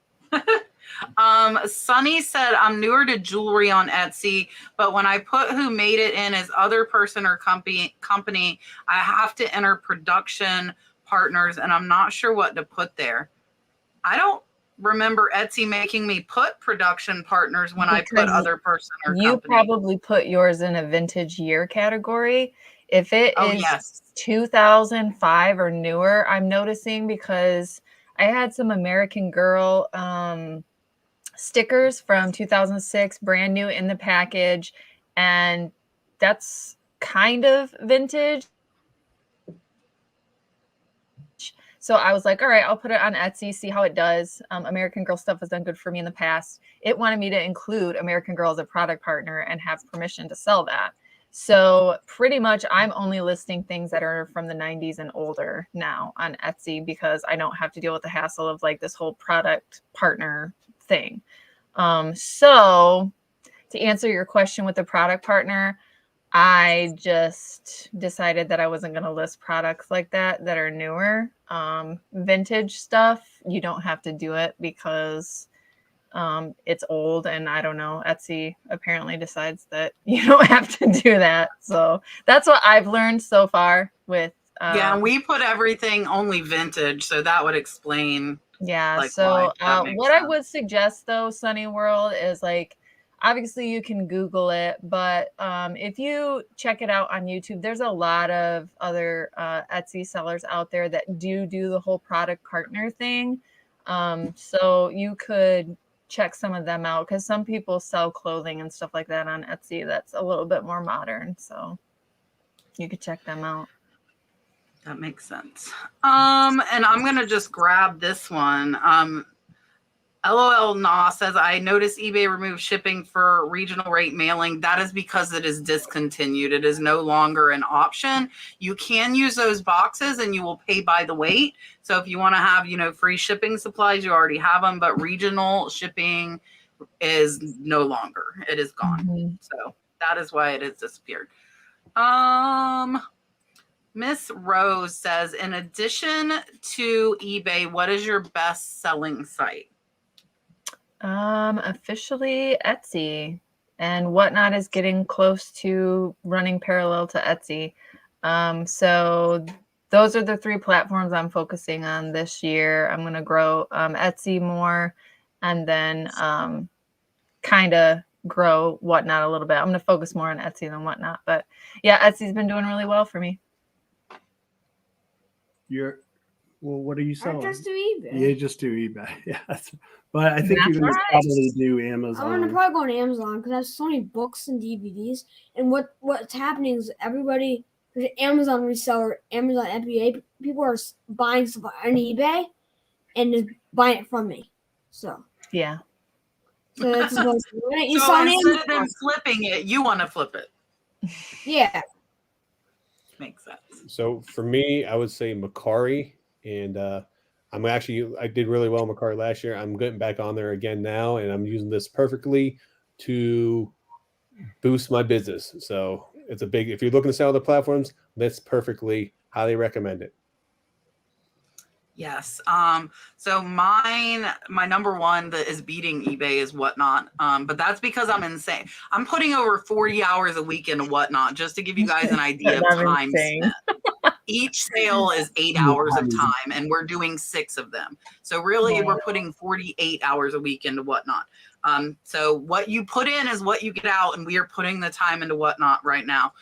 So beyond that, without live selling, would be Etsy. Etsy was my second platform, and I was surprised because I didn't expect that when I pulled my year-end reports, but Etsy was our second highest selling platform, except for Whatnot. Sherry wants to know, what was your biggest flip on an item and how much did you make from it? So yeah, I think this is still my biggest item. I found a book for $3 at an estate sale, and I took a best offer of 500, and it sold to someone in France. And they paid shipping. So I think after fees, cost of goods, all of that, I mean, if you want to just take off $10 total or $15 or $20 or whatever. And it wasn't a promoted listing because it was a really rare book. There were only a couple other listings out there. So I want to say, I don't know, I could be conservative and say I had a $450 profit. Me? Oh yeah, I sold a Hot Wheels Accelerator for like $500, and then another item I flipped outside of eBay was a BMX bike for $500 in cash. That was pretty good. And then, like, your biggest, what was like your biggest big like total flip, like on a one purchase, like on a big unit? On a big unit? Yeah. That's storage. Okay. I found pure gold in it. All right. What'd you get on the storage unit? I already made $80,000 off it. Spent $300 on it. Already made $80,000 on it. Wow. That's craziness, but yeah. And we got it at $100K, but yeah. For me, is I bought, actually my biggest flip was probably in October this year. I ended up probably about a year and a half ago, I bought some video games, and I was asked if they always have other stuff, and the guy told me he had about 50 sealed video games. So I went back to pick up, and I got an NES Castlevania game. If you guys know anything about video games, it's the very first Castlevania game from 1987, sealed in the box. I sent it off to get professionally graded, and I got it. It came back as an 8.0, the scale of 1 to 10. And I actually paid $380 for the game. I paid $100 to have it graded, and I sold it for $9,000 cash. So that was my biggest flip of an item. I have some stuff sitting around there like that. Yeah, my biggest flip was those two purses I was talking about earlier. I paid $1,600, sold them for $6,000. And I actually sold them by like promo marketing. I outreached to the buyer after she bought the first one and said, hey, I have another one. If you want to buy it too, I'll give you a discount on it. And she bought it and made it a $6,000 sale. So I don't typically do that, but with this, something that rare, if they just paid $3,000 for one purse and I have two, I'm going to ask them if they want the second one, and she bought it. So that was my biggest one. It's like, you know, the gum at the cash register. That was me messaging her like, hey, and she yeah, it was yeah, with the bigger dollar, if you have similar stuff, I would reach out. I really would. You did on the ink cartridges. Yeah. You did about 2,000 or 3,000. So I bought this ink cartridges, like a whole lot of them, of like printer heads, and I spent like, I don't know, $500 or $600 on them. Made 1,000, 2,000 like a day. It was like Ink can be insane. I agree with that. I bought a couple of pallets with ink cartridges and head, and I did very, very well on them. Yeah. I got a black bin tote of them. Yeah. Even expired ink sells great. I was just going to say that. Tay's sold so much expired ink. People pass stuff all the time. The printer heads are the best on printer. Yeah, printer heads are awesome. Yeah, because they don't expire. So the toner and yeah. the printer heads do a little bit better than the cartridges. Yeah, and they're typically higher dollar too. Correct. Yeah, I got full boxes. Oh, that's awesome. Yeah. He has actually a source that buys it from the government. He sells for. Oh, that's awesome though. Yep, it's amazing. Let's go. That's awesome. Katrina wants to know, and I guess again, this is going to defer to me and Katey. How do you decide what to source for online selling versus what not selling? So I finally have a process. So my process is, if it has an ISBN number, I'm scanning Amazon first for FBA, and then I look it up on eBay. And then depending on the content, because now I know what my buyers are looking for and what they like, depending on the content, I will set it aside for Whatnot and give it a chance on Whatnot. And then that's kind of like its final resting place. That's my process, because as much as I want to bring like I don't want to make it sound like Whatnot's getting like the scraps, because they are not. I'm not going to bring a book that's in poor condition or, whatever, because I'm not going to sell something like that on any platform. But I want to get the most for my money. And with Whatnot, I know my buyers now. Like, I've been on there long enough. I know the price range they're comfortable with. I know the content that they want to purchase. They don't want ex-library books about war and the Middle Ages, and like nonfiction just doesn't do well. The antique buyers, they will come to my show and spend good money. The fiction buyers will come to my show and spend good money. And then my crafting buyers, I'm learning them now that I'm diving into that, my crafting and ephemera buyers. So that's my process. And then if it's no good for Whatnot, whatever's left over from that, I have a lot of different charities that I work with. I have all types of different people that take books that I can't sell or don't have an interest in selling. They take a lot off my hands. So that's my process. Yeah. So for me, pretty much all jewelry, I'm sourcing specifically for Whatnot. So I am keeping it completely separate. The only exception, like right now, I have a Shriner brooch up on auction on eBay. I already have a bid at $599. I'm hoping to get over $1,000 for it, and I sourced it off of Whatnot. So I paid $400 for it on Whatnot. So some of the pieces that I think are like, I would say $500 or more, I'm probably going to put them on eBay.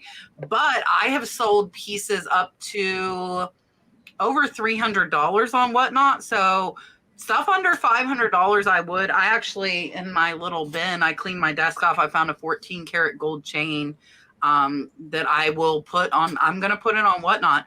I trust my buyers if I have the quality, and especially with like name branded and stamp stuff, I trust that I can get it. So my jewelry is only sourced for Whatnot. So unless it's $500 or more, like I have not got that lucky in my lots. If I do, and it was worth over $500, it would go to eBay.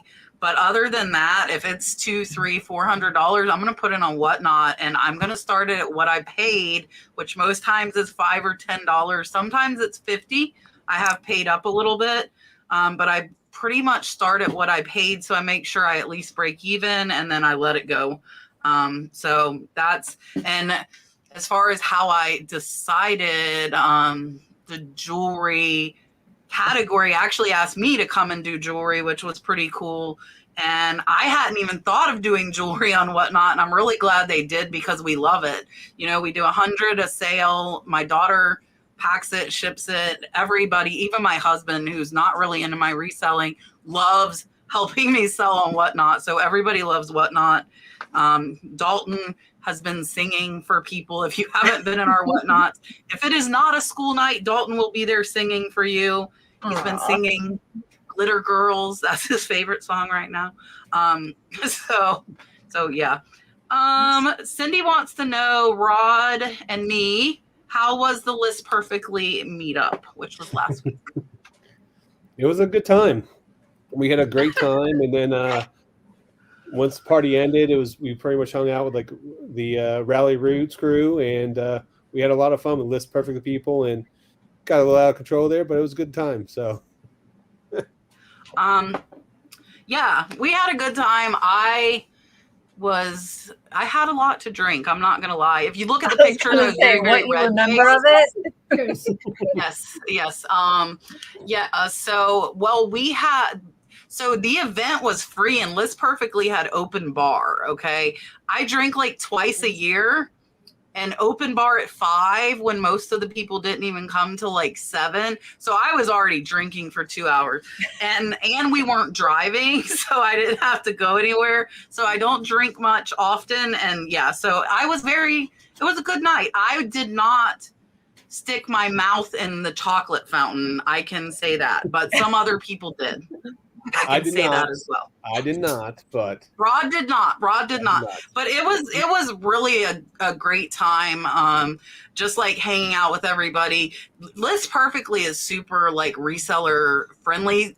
Joel at American Bubble Boys like that as well. Like Joel sponsored the toast at the Cincinnati reseller rally with everybody on the boat in Cincinnati. Yeah.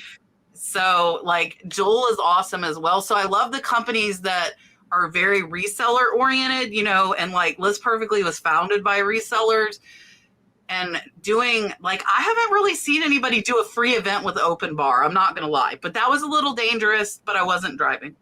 I mean, but I might've scared my new assistant. But they took care of us very well. And they were there to answer questions. They went over everything. They were there to have fun, interact. It was great for networking. And, by the end of the night, they said they wish they could fly all of us out to the other events because they don't think it's going to be as much fun at the other events that they're having without us. So we were very entertaining. We were. So. Are you going to be booked for the wrestling? Were you wrestling at any point for the List Perfectly? Oh God! No, they don't have any wrestling yet, but they should put that in the works. Now you'll have to tell them you're available. You and Ryan Roots, right?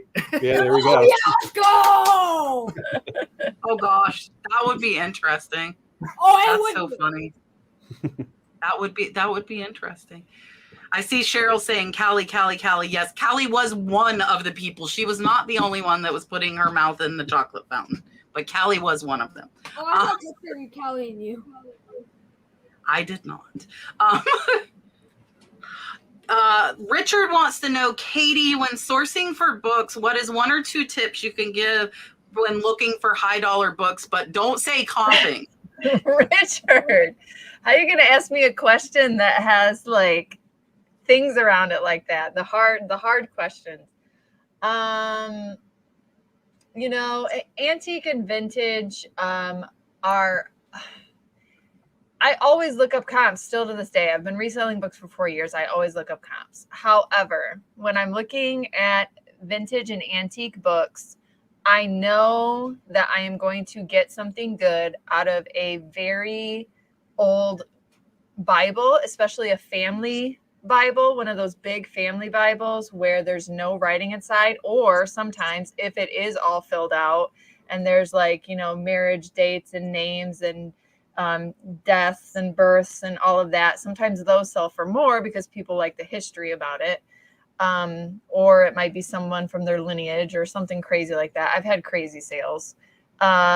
Or if it's like new age, like that $500 book I sold was about mysticism. It was published in 1901. That was very taboo back then. The author was a really, I mean, I know this from research, but the author is like a really well-known, he was like a hypnotist, and, you know, spiritualism in that time was just starting to become a thing and coming to the New York area from England. And so just kind of like knowing different niches. Like I love the spiritualism history. I love witchy stuff and witchcraft books and stuff like that. And I know that antique older stuff sells really well. So if there's something that, you know, like a hobby that, you know, that someone would want, like my brother-in-law's a mechanic, and he gave me a really good tip about different John Deere manuals to look out for, because and even some like different semi-truck manuals, because when they're at the shop, if they need a certain manual, the first thing they do is they go to eBay and buy the manual off of eBay. They don't go to Amazon, they go to eBay. So just stuff like that you might know, that's like older, vintage, antique. If you're really into cars, like certain, I've sold certain Ford vehicle manuals that, you know, that you always keep in like the glove box or whatever. So I would just say my 2 tips would be to look for older, because that's probably going to be a higher dollar amount, and to make sure it's like really niche and something that you know and you're comfortable with. If we're not looking at comps, if you're telling me that we're not looking at comps and you're just like going off of your gut, that's what I would suggest. But I would still say you need to comp because even with that mysticism book, when I was at that estate sale, I still looked up comps, because another thing is like, not all old books are going to sell for amazing profit. Like when I picked up that book, I genuinely thought it was going to be like a $50 book. Okay. But when I looked up comps and saw one that sold for $300 that didn't have the dust jacket, and I had a fully intact dust jacket, I was like, okay, I've got money here. So just stuff like that is what I would suggest for tips. And hopefully that made sense to someone that isn't into books. I actually got a novel signed by Herndon. So. Oh, that's awesome. All right, Tucker, 2 questions for you. Sherry wants to know, what is your specialty? I don't have a specialty, but my favorite thing to sell is toys and video games. That's the flies, and I know a lot about it. That's your specialty. And you do a lot of really big buys. It's breaking my back. Breaking my back and balls. Listen, that's what my husband complained about when I did Amazon FBA, because I would fill up these giant boxes with books, and I threw his back out multiple times, making him carry these giant heavy boxes of books. Joke. I always joke that when I pick up a box of books, I can guess the accurate weight because I've done so many different FBA shipments in my life.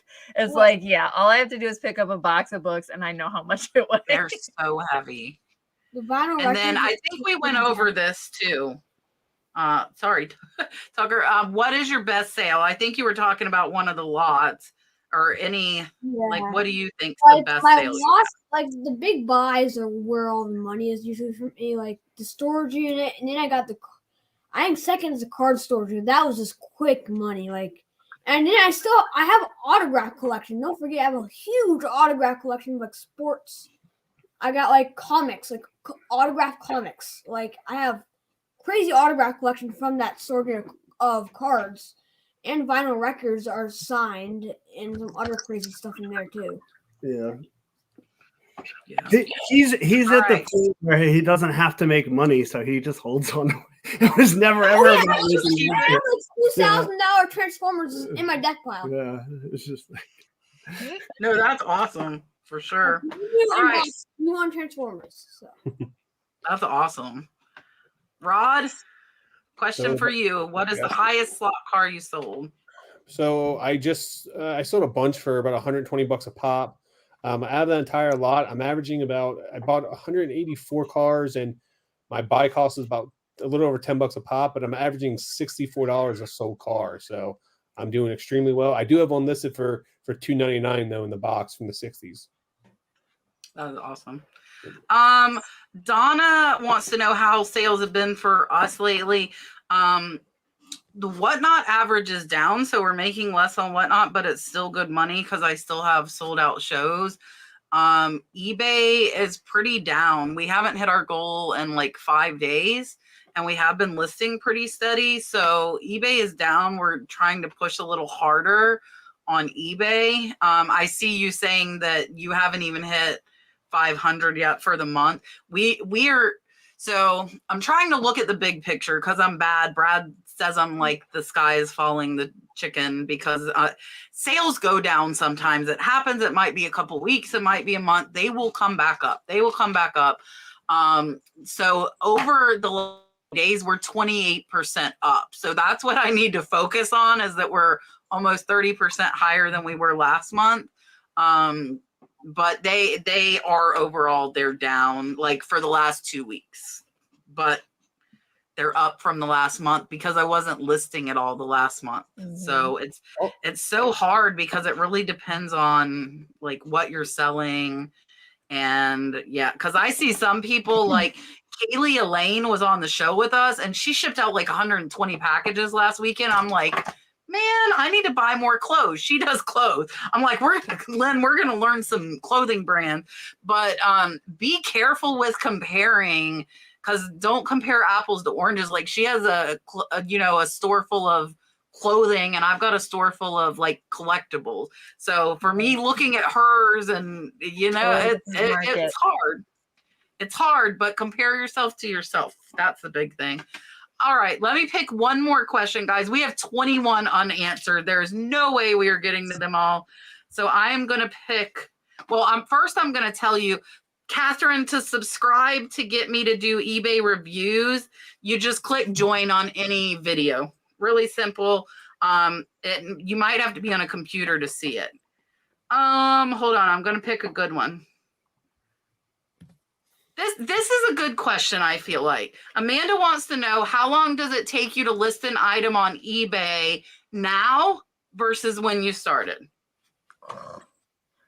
I am so much faster now. When I first started on eBay, I didn't know about the wholesale similar thing. So like the first 3 months of me listing books, your girl was recreating the wheel. You guys, I was like, oh my God, that was so bad. And because I had always been a casual seller, so I had always just from the beginning done the whole thing start to finish, because I would like sell a random textbook from college or sell a TI calculator or sell some clothes of Izzy's, like, you know what I mean? So, oh my God, it was so bad.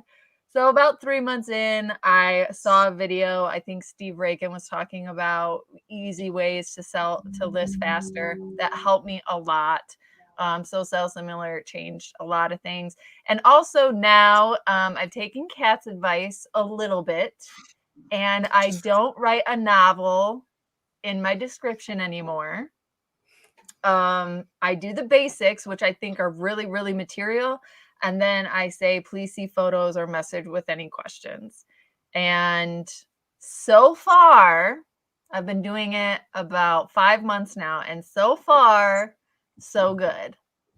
So yeah, that has saved me a lot of time too. So now I'm to a point where in an hour, I probably am quadrupling what I did in the beginning. So yeah, that's been a really big help too, is minimizing my description a little bit. And then as far as item specifics, I will focus on very relevant things. I like books. I'm a book buyer, so I'll focus on things that I would want to look at as a buyer. So like X library, does it have a dust jacket? Is it signed? What language is it in? Like certain things like that I would look out for. But yeah. And now that we have 24 pictures on eBay, I feel a lot more comfortable not going into 80 million details in the description either.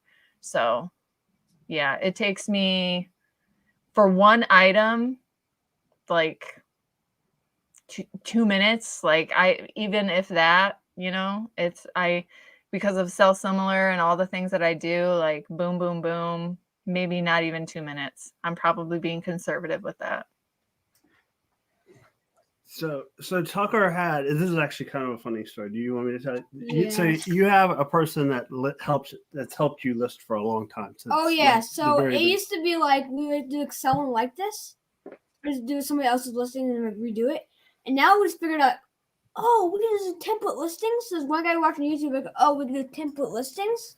So we can do I have like boxes for one kind of item, like it's just Star Wars figures, but they're different. So what I do is make a template listing of just Star Wars figures. You can explain it, Dad. But how many did she do from like when she first started? When she 5. Like 5 in an hour? Like 5, maybe 4 sometimes an hour. Not even sometimes, right? And now when we changed sort of the process, how many did she do how many did they do last month in an hour? 20 to 50 an hour. Yeah, like just depending on the item, like so. Yeah, and ephemera stuff like 50 hour. Yeah, like that type of stuff. So it's interesting. It's changed a lot on how we did it and how. It's just one guy on YouTube who changed it.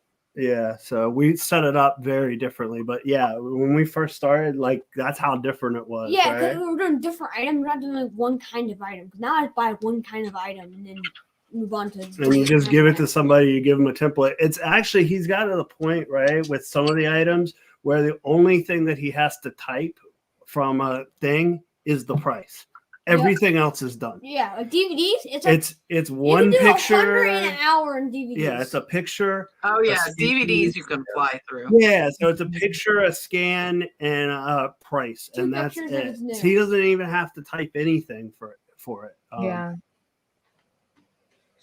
So when I first started, I literally had to, because it was 99, so I literally had to use a digital camera to take a photo and then hook it up to my computer, get everything transferred over, and then create my own listing for every single one. So with the introduction of smartphones, everything else, I fly through listings now. I list from my phone, but also too, I learned a batch. So I take, just like he talked about using similar items, I line up 40 items and take 40 pictures of all those items first. and then also sit down and list all at one time. So by batch listing, changed the game for me.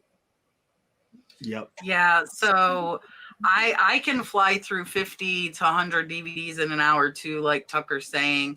It really depends on what you're listing. So I think you really need to look at that. But with time, everybody should get faster theoretically. As Katey was saying, I do not do descriptions. The only time I type something in that box is if there's a flaw. And we sell $10,000 to $20,000 a month. So I don't believe that is hurting our sales at all. If they have a question, they can ask, and now Lynn will answer them. Before, I just ignored them. I don't lie about that. I'm just like, it's a $10 item. I'm not going to go look. Seriously, if it was a $100 item, I'd go look. But now Lynn answers every question about like measurements and things like that.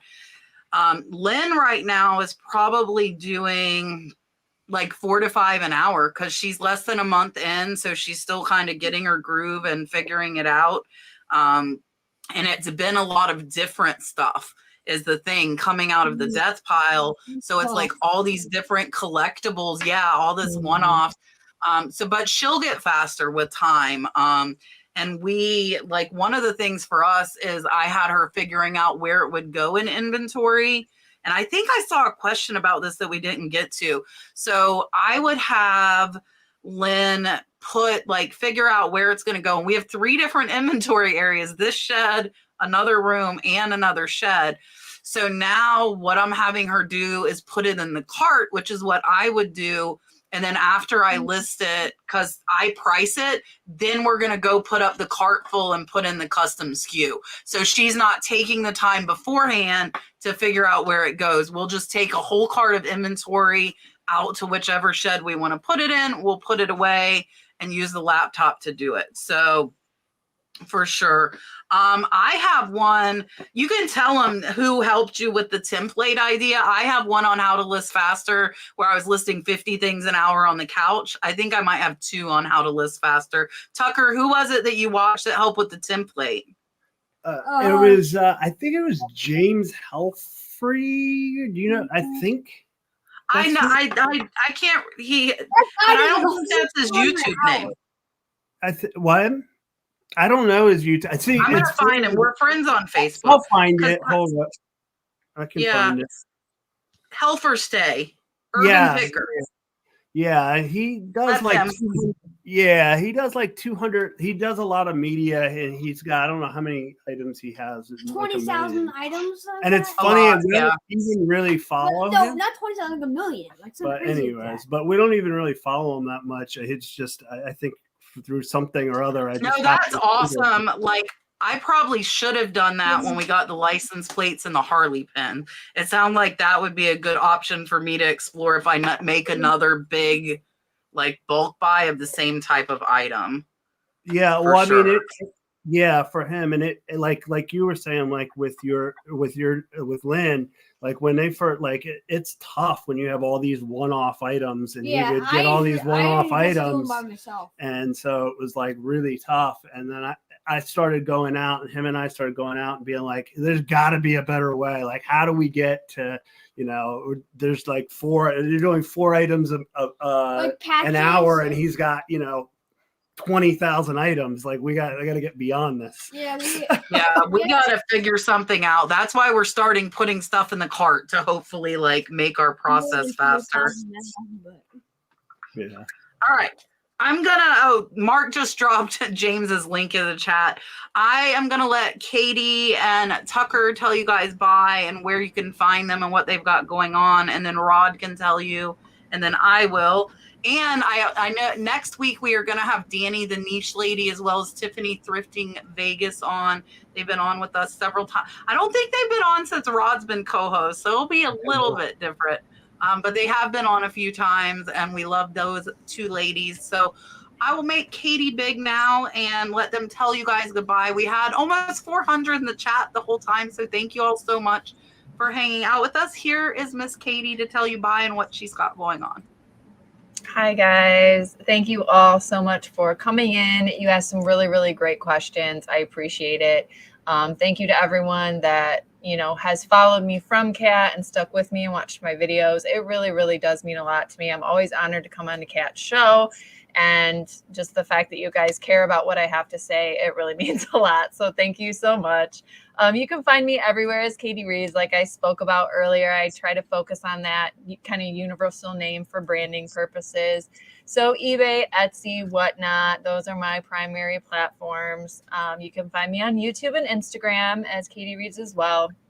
On Sundays at 2 p.m. every week, I have a Whatnot show, and I rotate between crafts and ephemera and books. So this upcoming Sunday, I'm going to have Mad magazines and Life magazines, and then some other miscellaneous ephemera.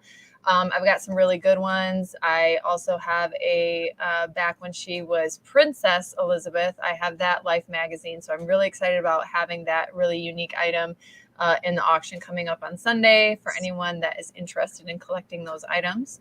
And yeah, on Etsy is where I do all my junk journal items. So my little golden book junk journals and my VHS junk journals are all on there. And my VHS keychains, shout out to whoever bought my first VHS keychain for my Etsy shop today. That was really exciting getting those listed and up and people buying that off of me. So thank you so much. And that's it. Thanks so much, Kat, for having me on the show. All right, here's Tucker and Ryan. I don't know. Thank you guys, and a new video is coming out about GT bikes. That's coming out soon, and where can people find you? Instagram and Facebook. I got my TikTok accounts gone for now. Okay, so you're what are you I'm on? on Instagram. Tucker's Vintage Treasures. It's Tucker Treasures, yeah. Tucker Treasures and then Tucker's Vintage Treasures on eBay. And eBay, and on Facebook it's Kid Picker. Yeah, on Facebook it's a Kid Picker, and you can follow him. Yeah. And we have a new BMX bike video coming out. It's gonna be very interesting. Yep. Well, and thank you all for thank you all for having us. And I wanted to say everybody that's listening, thank the reseller community for accepting Tucker, and everybody's been so awesome with him since day one. I remember reaching out to a number of people on YouTube and different things when he said, I want to start an eBay business. And I said, I have no idea what you're talking about. Everybody's just been so awesome to him and in supporting him. So thank you all for having him and us on. We really appreciate it. Thank you. Yeah, we had fun. Thank you guys for coming on. I appreciate it for sure. I love to get different perspectives, guys. Every age group can do this. I had somebody at my camp that was 86 or 87 actively selling, and she loved it. So guys, any age, Mary's saying, so Mary's daughter Abby is 9, and Abby sources plush, and she finds high dollar plush. So Mary's saying that, and it's bad. I don't know your 14-year-old's name. I know Abby's name because Abby comes and sees us a lot, but so it's good for the kids that are around a lot of us to see that and see somebody doing it successfully. So Richard's saying great job. I think it's awesome. I don't think you can be too young or too old to do this. That's what's cool. You can go at your own pace. You can sell all different kinds of stuff. It is absolutely Isaac. Okay, now I know. If I remember, I don't know, Mary. So all ages can do it, guys. You can do it at your own pace. That's another nice thing. So Rod, what do you have coming up? Sure. I just dropped a new video today. I drop multiple videos per week on yard sales and flea markets. I specialize toys, video games, pop culture stuff. In this video, I even sell some candy. So I found candy to resell. So if you guys want some off the wall things, check out my new video. Please like and subscribe. You guys can also find me on Facebook and Instagram at Pickin' and Punchin'. It's Pickin' and Punchin' across the board. If you guys have any questions that we didn't answer tonight, please reach out to me. I will answer and respond to every single message, any single comment you guys do. I'm here to help like I am every week. So. Yes, and I will have a video out on Thursday of what sold over the last weekend. I think we had about $1,000, which is a little low for us, but there were some really good sales in there. And then, yeah, so all ages can do it, guys. You can do it at your own pace. That's another nice thing. So, every night on Whatnot, except tonight because I am here. So tomorrow, Thursday, Fridays, Saturdays, Sunday, we will be on Whatnot. Most of them at 8:30 p.m. Eastern after Dalton goes to bed. Thursday is going to be some good stuff that you guys might have room to resell. It's a lot of owl jewelry. There are different animals, and $5 starts on those. And then I'm going to try and have another video out on catch treasure hunting this week. Trying to get it up to 2 a week starting this week. And that will be from the Salvation Army in Key West sourcing. And we found some great stuff down in Key West. Yeah, I actually went 2 days in a row and got a video from both days. Nice. And then I went in the Upper Keys to another Salvation Army and filled 2 giant garbage bags and had to pay Brooke to allow me to use her trunk to transport all of my stuff home. So lots of good stuff from the Keys, and I have not unloaded it yet. Oh, I love you too, Mary. Aww. Mary and Abby and Isaac, right? Isaac. All right. I'm going to give Mary a dolphin, then we'll do our exit. Thank you guys. Make sure to follow everybody. Everybody's links are in the chat and in the description. Tucker, his Instagram is eBay, and his Facebook are all in the description if you guys are looking for him. So I put all of them in there. So here's your dolphin, and we will see you guys next week. Oh.